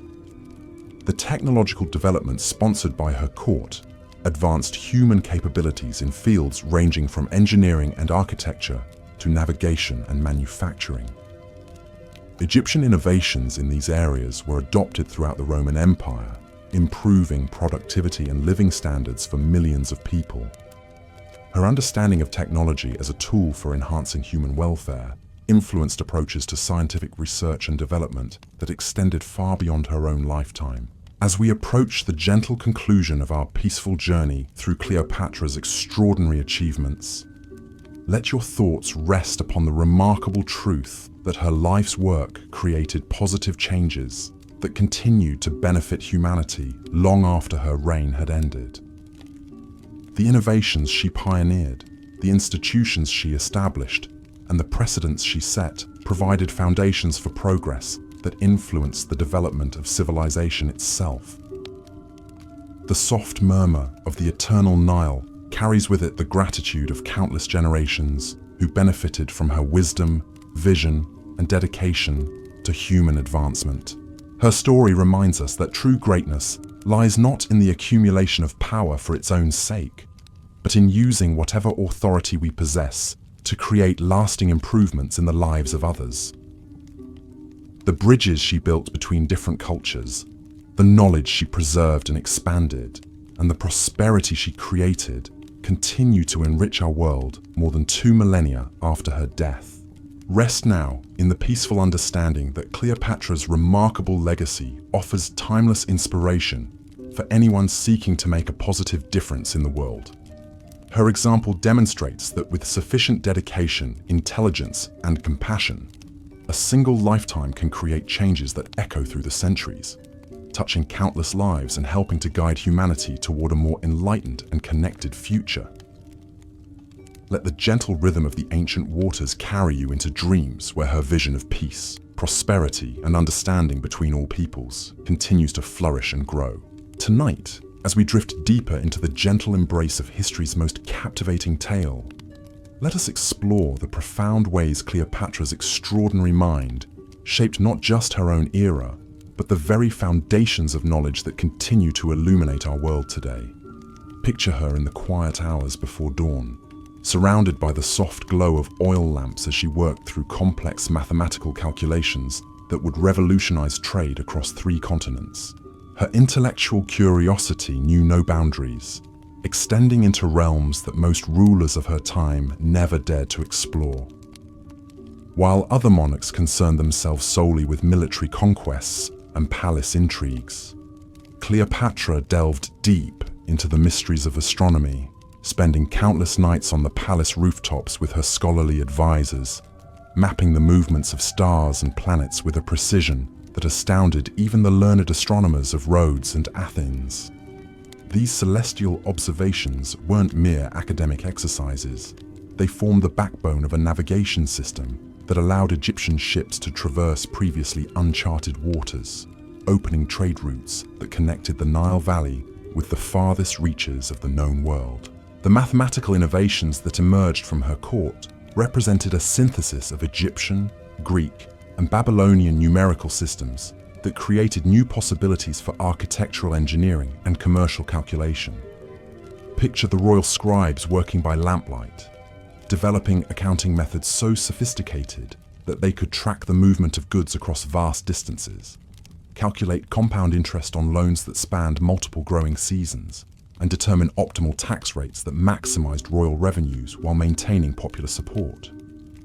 These computational advances enabled Egypt to manage an economy of unprecedented complexity, coordinating agricultural production, manufacturing output, and international trade in ways that previous civilizations had never achieved. Her fascination with natural philosophy led to groundbreaking discoveries in chemistry and metallurgy that transformed Egyptian manufacturing capabilities. The workshops she established in Alexandria became laboratories where craftsmen experimented with new alloys, developing bronze formulations that produced stronger weapons and more durable tools. Her personal involvement in these technical pursuits reflected a hands-on approach to leadership that distinguished her from rulers who remained isolated in their palaces, removed from the practical realities of governing a complex society. The agricultural research she sponsored represented perhaps her most far-reaching contribution to human welfare, as Egyptian farmers working under her direction developed new cultivation techniques that increased crop yields while preserving soil fertility for future generations. These innovations weren't limited to grain production. Her agricultural specialists successfully introduced crops from distant lands, creating botanical gardens that served as living libraries of plant knowledge.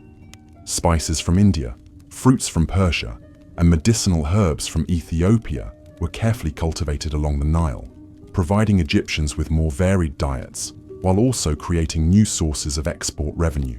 Her understanding of hydraulic engineering enabled the construction of irrigation systems so advanced that they continued to function effectively for centuries after her death. These projects weren't simply matters of moving water from one place to another. They represented sophisticated understanding of water pressure, flow dynamics, and seasonal variation that allowed Egyptian agriculture to achieve levels of productivity that supported urban populations of unprecedented size. The engineering principles she helped develop influenced construction projects throughout the Roman Empire, from the aqueducts that supplied Rome itself to the harbor installations that facilitated maritime commerce across the Mediterranean. The linguistic scholarship that flourished under her patronage created the ancient world's most comprehensive understanding of cross-cultural communication, as teams of translators working in the Great Library developed dictionaries and grammatical guides that enabled precise translation between languages that had never before been systematically compared. These scholarly projects weren't merely academic exercises. They provided practical tools that facilitated diplomatic negotiations, commercial agreements, and cultural exchange on an international scale. The translation techniques developed in Alexandria influenced the preservation and transmission of knowledge throughout the ancient world, ensuring that important ideas could cross linguistic barriers that had previously isolated different civilizations.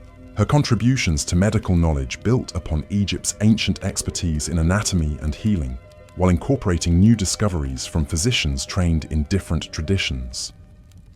The medical schools she established became centers for research that advanced understanding of human physiology, surgical techniques, and pharmaceutical preparation in ways that saved countless lives throughout the ancient world. Egyptian doctors trained in these institutions carried their knowledge to the farthest corners of the Roman Empire, while also preserving traditional healing practices that might otherwise have been lost during periods of political upheaval. The geographical expeditions she sponsored expanded human knowledge of the world's physical features and natural resources, as Egyptian explorers working under her direction ventured into previously unknown regions of Africa, Arabia, and the Indian Ocean. These voyages of discovery weren't motivated solely by commercial interests. They reflected genuine scientific curiosity about the natural world and its diverse inhabitants. The maps and chronicles produced by these expeditions provided invaluable information for subsequent generations of traders, diplomats, and scholars, while also demonstrating that systematic exploration could yield both practical benefits and intellectual satisfaction.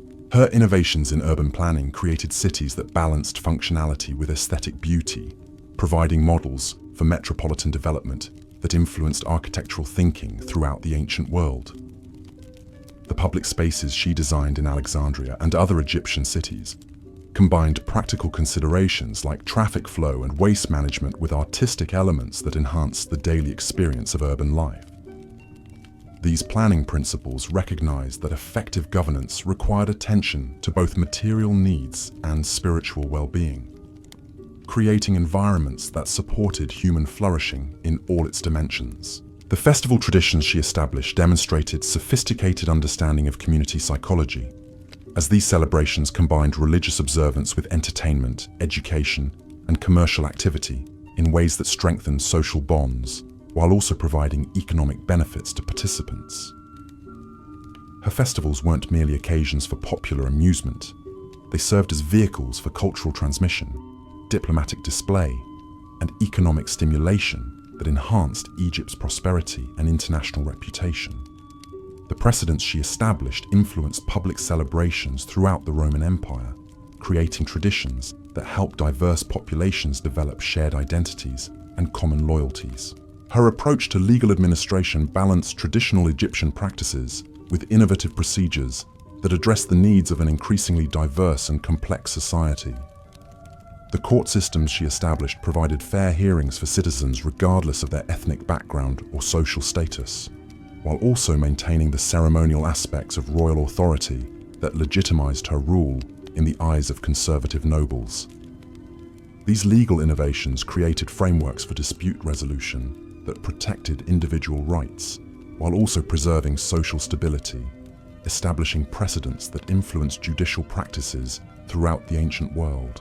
The commercial regulations she developed provided frameworks for international trade that reduced conflicts between merchants from different cultures while ensuring fair treatment for all participants in the marketplace. Her understanding of economics as a tool for promoting peaceful relations led to trade agreements that created mutual benefits for all parties, demonstrating that commercial cooperation could achieve more lasting results than military conquest. These economic policies influenced commercial practices throughout the Mediterranean region, creating standards for business conduct that promoted prosperity and reduced international tensions. Her preservation of historical records ensured that the achievements and experiences of her reign would be available to future generations of scholars and administrators, as the archives she maintained documented not only official governmental activities, but also the daily lives of ordinary Egyptians. This commitment to historical documentation reflected her understanding that effective leadership required learning from past experiences, while also ensuring that contemporary innovations would be preserved for future reference. The record-keeping systems she established influenced governmental administration throughout the Roman Empire, creating standards for documentation that enhanced administrative efficiency and accountability. The environmental conservation measures she implemented demonstrated remarkably advanced understanding of sustainable resource management, as regulations she established protected forests from excessive exploitation, while careful water management ensured that irrigation systems could function effectively without depleting their sources. Her attention to soil conservation prevented the kind of agricultural degradation that had damaged other ancient civilizations, maintaining Egypt's productivity for generations beyond her own lifetime. These conservation principles established precedents for responsible resource stewardship that influenced environmental thinking in subsequent civilizations. The technological innovations developed under her patronage advanced human capabilities in fields ranging from metallurgy and engineering to navigation and manufacturing, as Egyptian craftsmen working with royal support created new tools, techniques, and processes that enhanced productivity and quality throughout the kingdom. Her understanding of technology as a tool for improving human welfare led to innovations that were adopted throughout the Roman Empire, enhancing living standards for millions of people, while also demonstrating that systematic research and development could yield practical benefits for entire societies. The educational initiatives she promoted extended learning opportunities far beyond the traditional elite circles, creating schools in provincial towns that brought literacy and mathematical skills to populations that had previously been excluded from formal education. These programs weren't simply matters of basic instruction. They preserved local languages and customs, while also providing students with the skills needed to participate effectively in Egypt's increasingly complex society. The educational methods she developed influenced teaching practices throughout the ancient world, creating precedents for public education that recognized learning as both individual right and social necessity. Her contributions to philosophical understanding emerged from the scholarly discussions that flourished in her court, where thinkers from different cultural traditions exchanged ideas about ethics, politics, and the nature of human existence. These intellectual exchanges weren't merely academic debates. They addressed practical questions about how societies could be organized to promote justice, prosperity, and human flourishing. The philosophical insights that emerged from these discussions influenced political thinking throughout the ancient world, providing frameworks for governance that balanced individual liberty with collective welfare. The artistic achievements sponsored by her patronage created new forms of creative expression that combined Egyptian traditions with international influences, producing works of lasting beauty that captured the cosmopolitan spirit of her reign. The painters, sculptors, musicians, and poets who worked under her direction developed innovative techniques and styles that influenced artistic development across the Mediterranean region. These cultural achievements provided inspiration for creative works throughout the ancient world, while also preserving Egyptian artistic traditions that might otherwise have been lost during periods of political upheaval. Her innovations in communication technology improved the flow of information throughout her kingdom and beyond, as new methods for message transmission enabled more efficient coordination between distant territories, while also facilitating the commercial correspondence that supported international trade. The postal systems she established became models for information management that were adopted throughout the Roman Empire, creating networks that enhanced both governmental administration and private communication. Her understanding of information as a strategic resource influenced intelligence gathering and diplomatic communication practices that extended far beyond her own lifetime. The industrial developments she promoted established Egypt as a producer of high-quality manufactured goods that competed successfully in international markets, as workshops operating under royal patronage developed new techniques for textile production, metalworking, and craftsmanship that created products prized throughout the ancient world. These manufacturing innovations provided employment for urban populations, while also generating export revenues that supported her other governmental initiatives. The industrial methods she pioneered influenced production techniques throughout the Roman Empire, enhancing both economic productivity and product quality.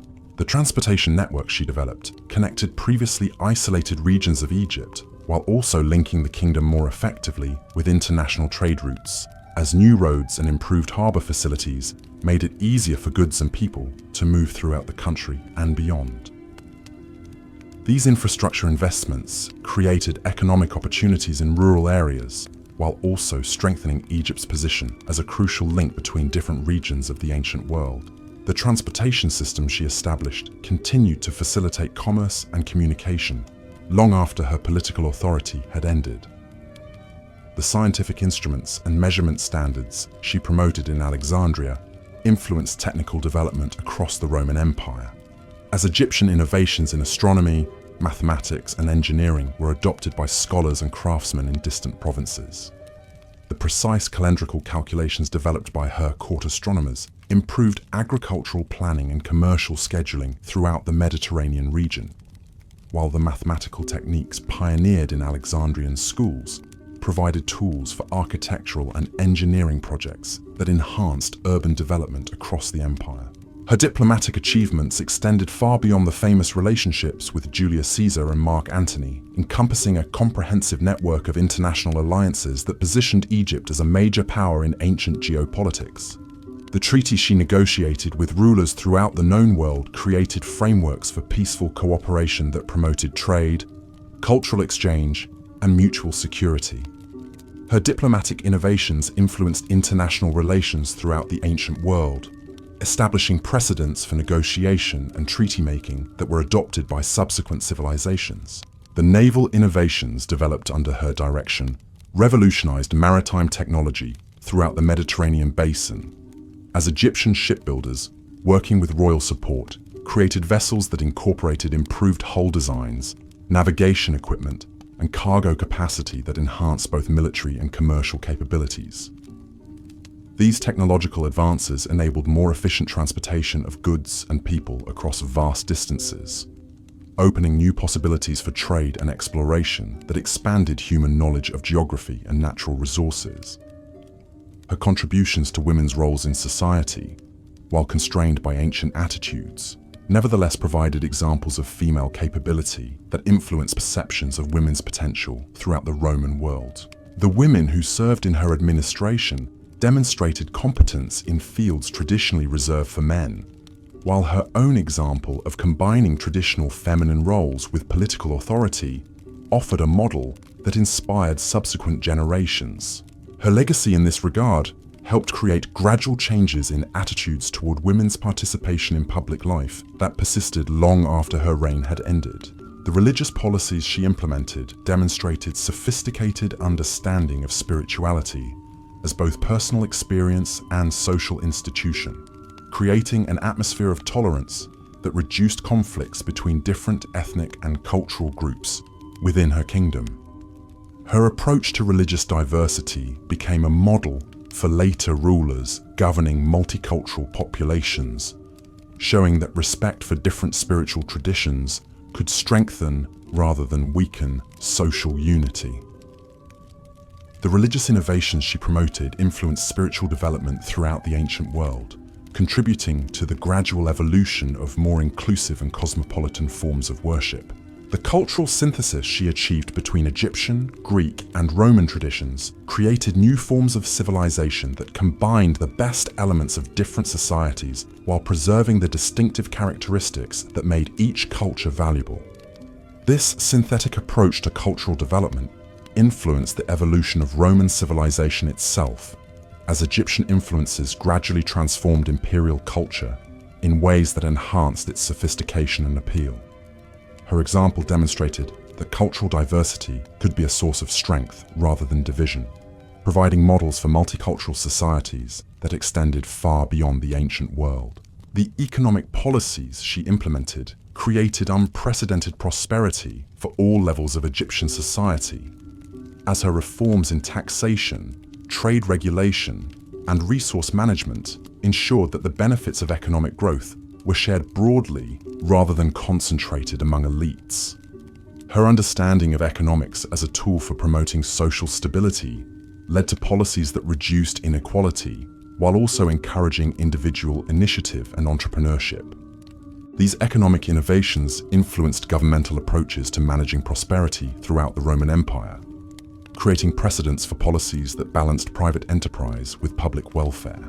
As we near the peaceful conclusion of our gentle journey through Cleopatra's remarkable achievements, let your thoughts rest upon the extraordinary truth that her life's work created positive changes that continued to enrich human civilization long after her reign had ended.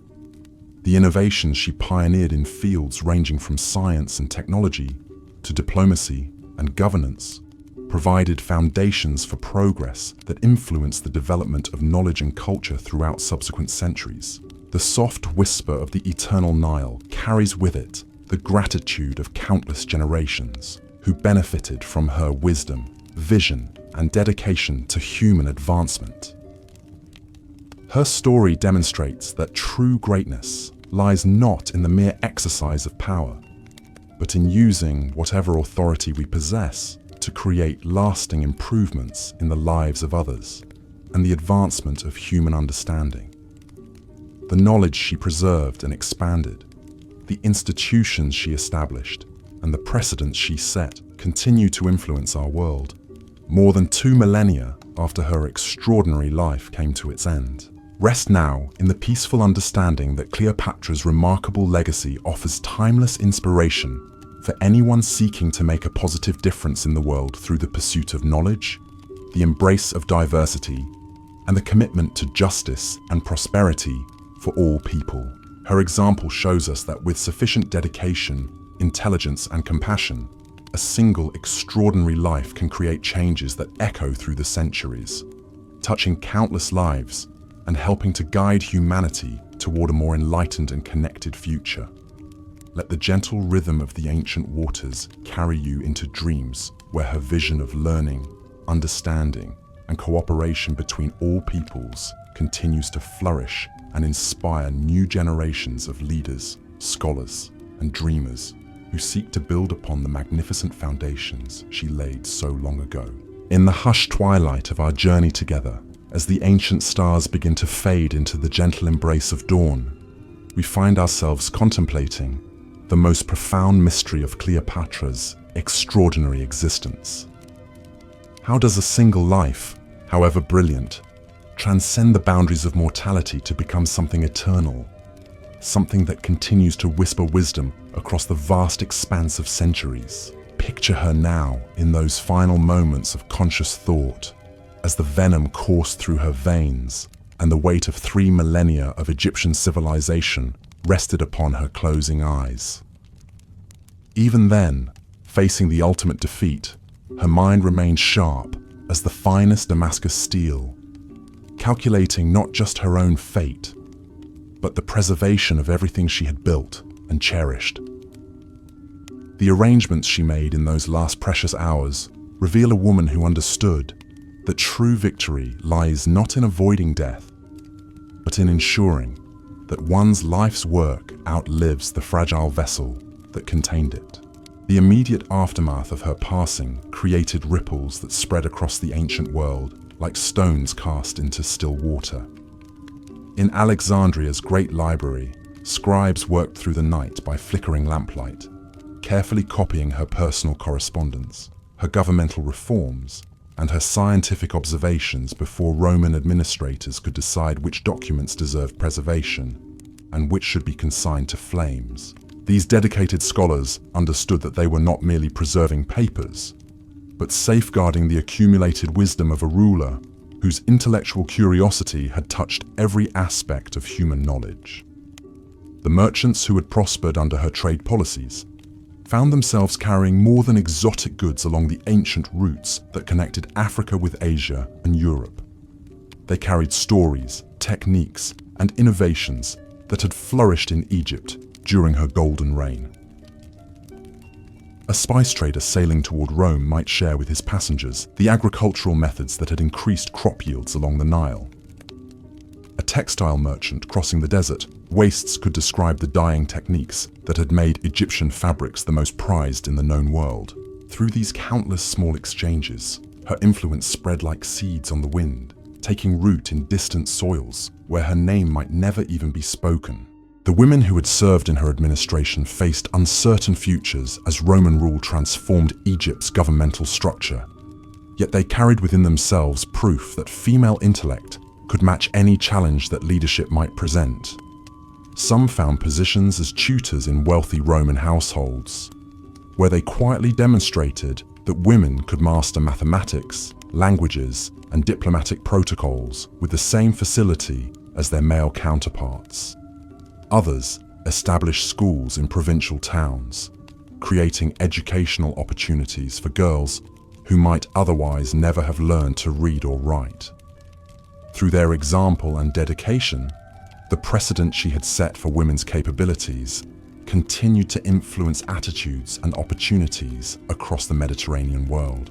The physicians trained in her medical schools dispersed throughout the Roman Empire, carrying with them treatments and surgical techniques that had been refined in Alexandria's hospitals and research centers. A doctor serving with the legions on the Germanic frontier might use pharmaceutical knowledge developed along the Nile to treat wounded soldiers thousands of miles from Egypt. A midwife in Gaul could apply obstetric techniques learned from Egyptian practitioners to save mothers and children who would otherwise have perished in childbirth. These medical innovations, spreading through the networks of professional practice and personal training, saved countless lives while demonstrating the practical benefits of systematic scientific research. The agricultural specialists who had worked closely with her on irrigation projects and crop development found their expertise valued throughout the empire as Roman administrators recognized the connection between productive farming and political stability. The techniques they had perfected for managing seasonal flooding were adapted for use in river valleys from Spain to Syria. The crop rotation methods they had developed to maintain soil fertility influenced farming practices across North Africa and Southern Europe.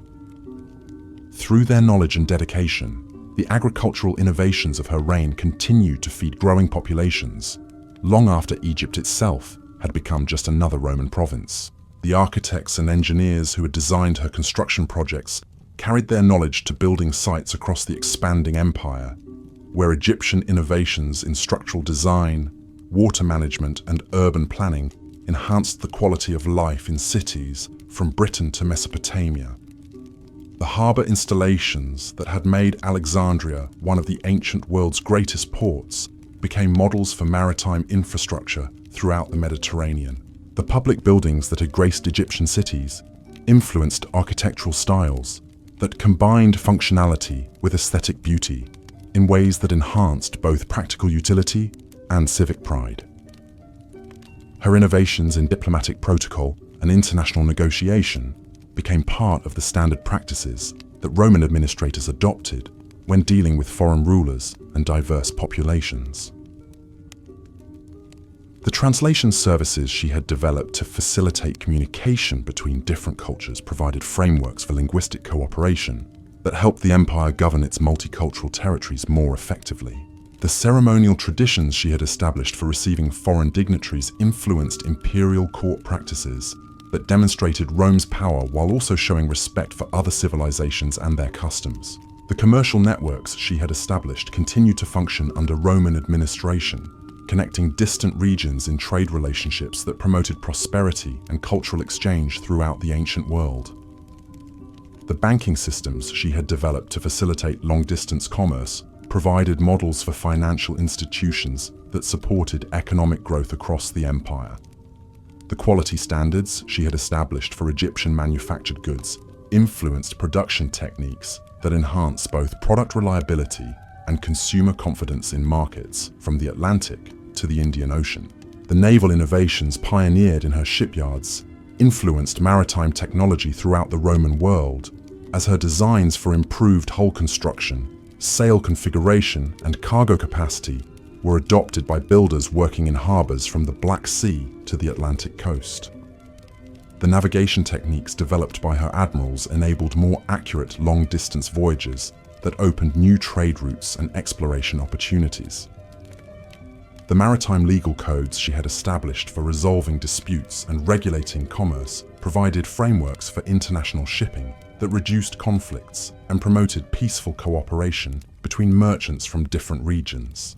The scientific instruments and measurement standards developed in Alexandria during her reign influenced technical development across the Roman Empire, as Egyptian innovations in astronomy, mathematics, and engineering were adopted by scholars and craftsmen throughout the Mediterranean world. The calendrical calculations perfected by her court astronomers improved agricultural planning and religious observances in regions far from the Nile Valley. The mathematical techniques pioneered in Alexandrian schools provided tools for architectural projects, military engineering, and commercial accounting that enhanced both governmental efficiency and private enterprise. The preservation of historical records and cultural artifacts that she had mandated ensured that future generations would have access to the accumulated wisdom of ancient civilizations that might otherwise have been lost during periods of political upheaval. The archives she maintained provided invaluable resources for later historians, administrators, and scholars who sought to understand the complexities of governing diverse populations across vast territories. Her commitment to documenting contemporary events and preserving ancient knowledge influenced record-keeping practices throughout the Roman world, creating standards for historical documentation that enhanced both governmental accountability and scholarly research. The educational methods she had developed continued to influence teaching practices throughout the ancient world, as the schools she had established provided models for instruction that combined practical skills with cultural literacy. The emphasis she had placed on multilingual education created generations of administrators, merchants, and scholars who could communicate effectively across cultural boundaries.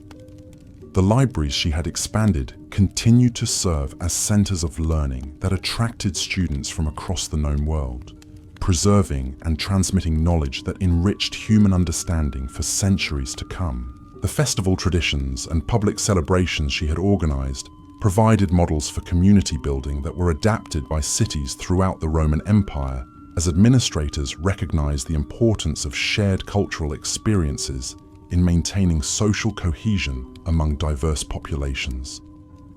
Her understanding of entertainment as a vehicle for education and cultural transmission influenced the development of public spectacles that combined enjoyment with instruction in civic values and historical traditions.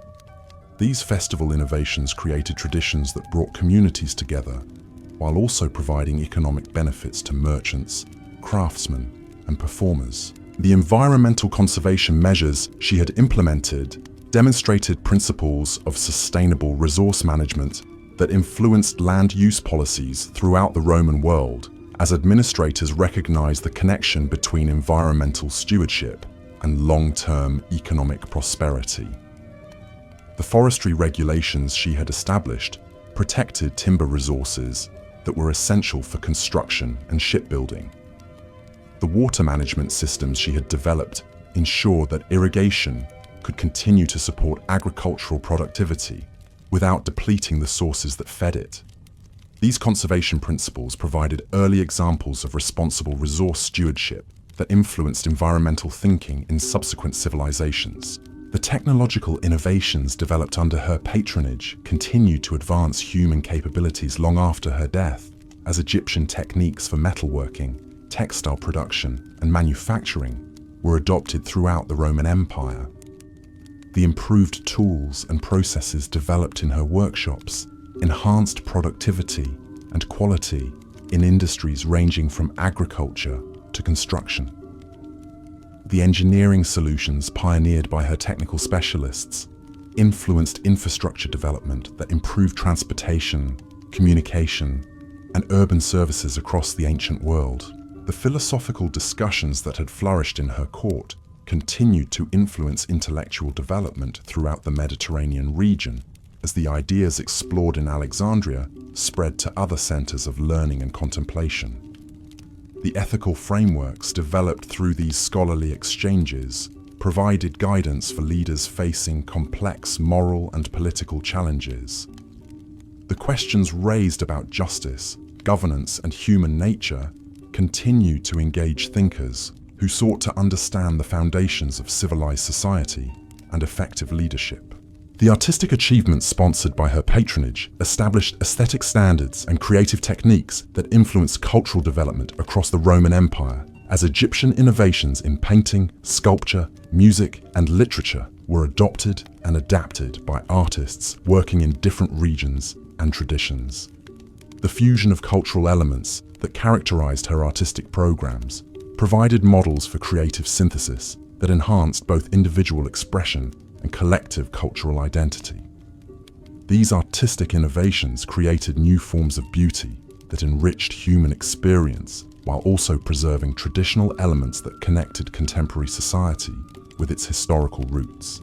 The industrial methods she had promoted continued to influence manufacturing throughout the ancient world, as the workshops established under her direction provided training and employment that enhanced both individual prosperity and collective economic strength. The quality control systems she had developed ensured that Egyptian products maintained their reputation for excellence in international markets. The production techniques pioneered in her facilities influenced industrial development that improved both the efficiency of manufacturing processes and the quality of finished goods. The transportation systems she had developed continued to facilitate movement of people and goods long after her political authority had ended, as the roads, harbors, and communication networks she had established provided infrastructure that supported commerce and administration throughout the Eastern Mediterranean. The engineering standards she had established for construction projects influenced the development of similar facilities across the Roman Empire. The maintenance procedures she had implemented ensured that these transportation systems could continue to function effectively under changing political circumstances. The diplomatic relationships she had cultivated with rulers throughout the known world created networks of international cooperation that persisted even after Egypt's incorporation into the Roman Empire. The treaties she had negotiated provided frameworks for peaceful interaction that reduced conflicts and promoted mutual prosperity. The cultural exchanges she had sponsored created lasting connections between different civilizations that enriched human understanding and knowledge. These diplomatic innovations influenced international relations throughout the ancient world, establishing precedents for negotiation and cooperation that were adopted by subsequent generations of leaders. The legal precedents she had established influenced judicial practices throughout the Roman world, as her innovations in court procedure, evidence evaluation, and dispute resolution provided models for fair and efficient administration of justice. The legal codes she had developed combined traditional practices with innovative solutions that addressed the needs of increasingly complex and diverse societies. These judicial innovations created frameworks for protecting individual rights while maintaining social order, establishing principles that influenced legal development for centuries to come. The commercial regulations she had implemented provided standards for business conduct that promoted fair dealing and reduced conflicts in international trade, as merchants throughout the Mediterranean region adopted the practices she had established for contract negotiation, quality assurance, and dispute resolution. Her understanding of economics as a tool for promoting peaceful cooperation influenced trade policies that created mutual benefits for all participants in commercial relationships.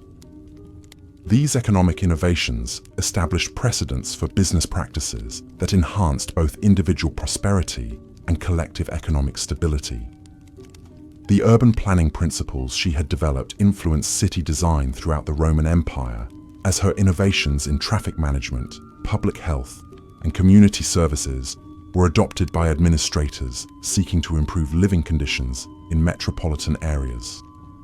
The attention she had paid to creating public spaces that served both practical and aesthetic purposes influenced architectural development that enhanced the quality of urban life. These planning innovations created models for city development that balanced individual needs with collective welfare, while also demonstrating the connection between effective governance and material prosperity. The scientific research she had sponsored continued to advance human knowledge long after her death, as the discoveries made in Alexandria during her reign provided foundations for further investigation and understanding. The astronomical observations conducted under her patronage improved navigation and timekeeping throughout the ancient world. The medical research carried out in her hospitals and schools advanced understanding of human health and disease treatment. The mathematical investigations pursued in her academies developed new techniques for calculation and measurement that enhanced both theoretical knowledge and practical application. The cultural preservation efforts she had undertaken ensured that the wisdom and achievements of ancient civilizations would survive the political changes that followed her reign. The languages she had helped to preserve continued to be spoken and written long after other rulers might have allowed them to disappear. The artistic traditions she had supported provided continuity that connected later generations with their cultural heritage. The historical records she had maintained offered valuable insights into ancient life that informed understanding and decision-making for centuries to come. The religious tolerance she had practiced provided models for governing diverse populations that were adopted throughout the Roman Empire, as administrators recognized the benefits of respecting different spiritual traditions rather than attempting to impose uniform beliefs. Her approach to religious diversity demonstrated that cultural variety could strengthen rather than weaken social unity when managed with wisdom and respect. These religious innovations influenced spiritual development throughout the ancient world, contributing to the evolution of more inclusive and cosmopolitan forms of worship and community organization. As the first light of dawn begins to touch the eternal waters of the Nile, casting golden reflections that dance like memories across the gentle current, we find ourselves at the peaceful conclusion of our journey through the extraordinary life and enduring legacy of history's most remarkable queen. Let your thoughts drift softly now, like lotus petals floating downstream, carrying with them the profound understanding that Cleopatra's true immortality lies not in the myths and legends that surround her name, but in the countless ways her wisdom, innovations, and vision continue to enrich our world, more than 2,000 years after her mortal life came to its end. The gentle whisper of the ancient river carries with it the gratitude of all those who have benefited from her contributions to human knowledge, prosperity, and understanding. Her story reminds us that greatness is measured not by the length of one's reign or the extent of one's conquests, but by the positive changes one creates that outlast the brief span of any individual existence. Through her dedication to learning, her respect for diversity, her commitment to justice, and her vision of cooperation between different peoples and cultures, she built bridges across time that continue to connect us with the best aspirations of human civilization. Rest now in the peaceful knowledge that her remarkable journey from curious child to visionary leader offers eternal inspiration for anyone seeking to make their mark upon the world through wisdom, compassion, and service to others.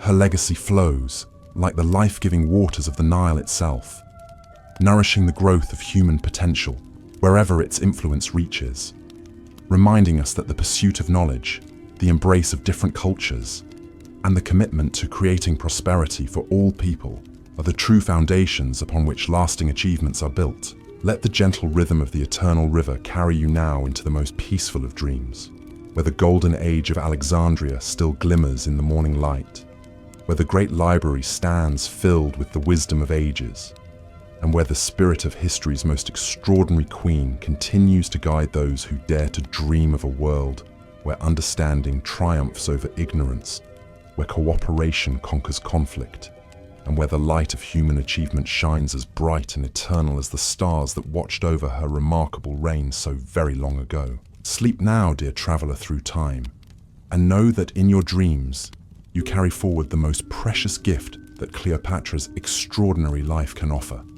the understanding that each of us, in our own way and in our own time, has the power to contribute something beautiful and lasting to the great tapestry of human experience, just as she did when the world was young and Alexandria was the jewel of the ancient world, shining like a beacon of hope and wisdom beneath the eternal Egyptian sky. In the soft embrace of history's final chapter, As the last echoes of our gentle journey begin to fade like whispers on the evening breeze, let us pause to contemplate the profound truth that emerges from Cleopatra's extraordinary tale. Here was a woman who understood that true power lies not in commanding armies or accumulating wealth, but in nurturing the seeds of knowledge that would bloom long after the gardener has returned to dust. Picture her essence now, woven into the very fabric of civilization itself, like golden threads that strengthen the tapestry of human progress. Every time a leader chooses diplomacy over warfare, we glimpse her wisdom. Every time a scholar preserves ancient knowledge for future generations, we witness her dedication. Every time someone bridges the gap between different cultures through understanding and respect, we see her vision made manifest in our modern world.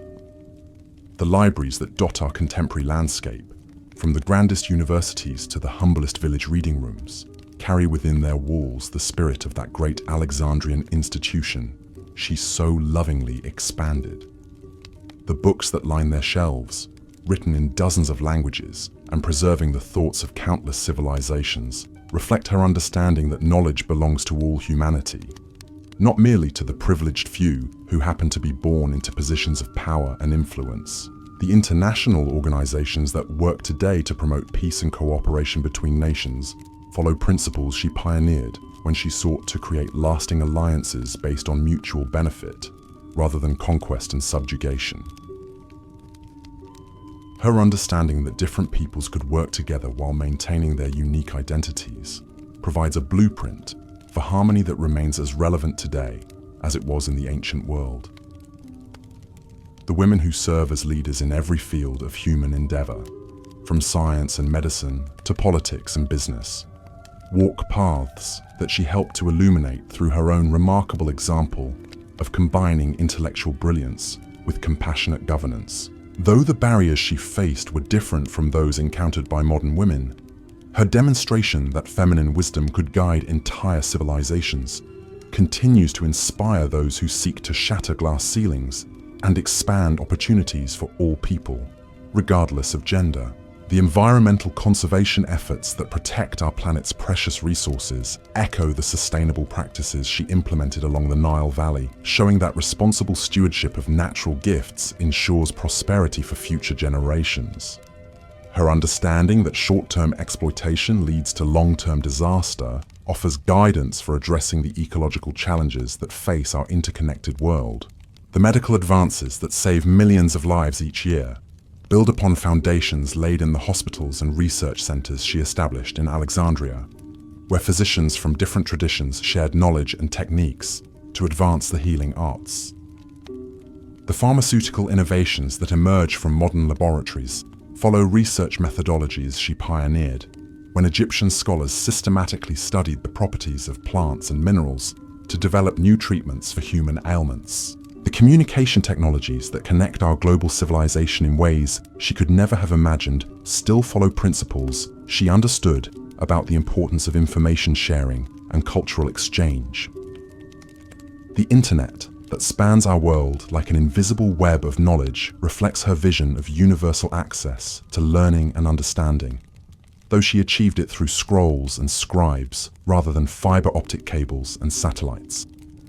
The agricultural techniques that feed our planet's growing population incorporate innovations she developed to maximize crop yields while preserving soil fertility, demonstrating that ancient wisdom can still guide modern practice. The irrigation systems that bring water to arid regions follow engineering principles her specialists perfected along the banks of the life-giving Nile. The architectural marvels that grace our cities, combining beauty with functionality in ways that enhance both practical utility and spiritual inspiration, reflect design principles she championed when Alexandria became the jewel of the ancient world. The public spaces that bring communities together for celebration and learning echo the festivals and gatherings she organized to strengthen social bonds among diverse populations. The educational institutions that provide learning opportunities to children, regardless of their background, fulfill the vision she held of knowledge as a birthright rather than a privilege, ensuring that human potential can flourish wherever it appears. The emphasis modern schools place on multilingual and multicultural education reflects her understanding that true wisdom requires appreciation for the full spectrum of human experience and achievement. The scientific expeditions that explore our planet's most remote regions and venture into the depths of space follow the same spirit of curiosity that drove her to sponsor voyages of discovery into unknown territories. The maps they create and the knowledge they gather continue the work she began of expanding human understanding of our world and our place within it.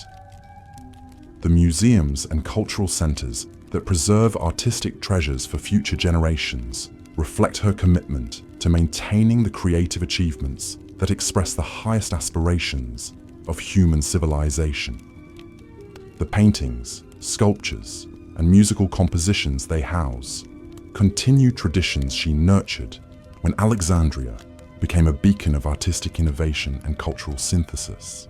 The diplomatic protocols that govern international relations still incorporate techniques she developed for negotiating between different cultures and interests, showing that respectful dialogue can achieve more lasting results than force or intimidation. The treaties that maintain peace between nations follow frameworks she established for creating mutual benefit through cooperation rather than zero-sum competition. The economic systems that promote prosperity through trade and cultural exchange build upon networks she created to connect distant regions in relationships that enriched all participants. The global marketplace that characterizes our modern world reflects her understanding that economic cooperation creates stronger bonds than political domination ever could. The legal frameworks that protect individual rights while maintaining social order incorporate principles she established for balancing personal freedom with collective responsibility. The courts that dispense justice according to consistent standards rather than arbitrary power follow precedents she set for fair and impartial administration of law. As the gentle currents of the eternal Nile carry our story toward its peaceful conclusion, let your mind rest upon the beautiful truth that Cleopatra's greatest achievement was not the preservation of Egyptian independence for 2 decades, but the creation of ideas and innovations that have enriched human civilization for more than 2 millennia. Her true monument is not built of stone or bronze, but of the countless lives that have been improved by the knowledge she preserved, the methods she developed, and the vision she shared of what humanity could accomplish through wisdom, cooperation, and dedication to the common good. The soft murmur of ancient waters reminds us that while individual reigns must end and earthly kingdoms must pass away, the contributions we make to human understanding and progress can flow forward through time like an endless river, touching shores we will never see and nourishing growth in gardens we will never walk.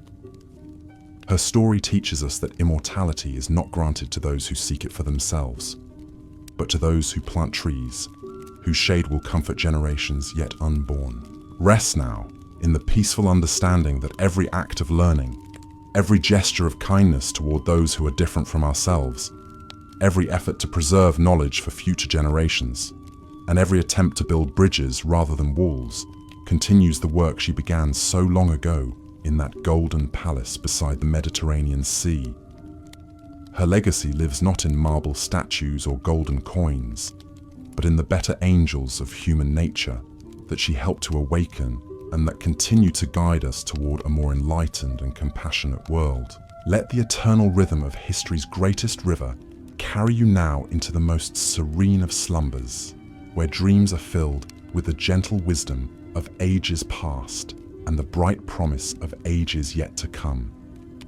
Sleep peacefully, knowing that the light Cleopatra kindled in the ancient world continues to burn in every library, every laboratory, every classroom, and every heart that seeks to make our shared human journey a little brighter, a little kinder, and a little more worthy of the extraordinary gifts we have been given. In your dreams, may you hear the whisper of papyrus leaves rustling in Alexandria's great library, and may you know that the greatest stories never truly end, but flow forward like the Nile itself, eternal and ever renewing, carrying the seeds of wisdom toward distant shores, and new gardens of knowledge will bloom beneath tomorrow's sun.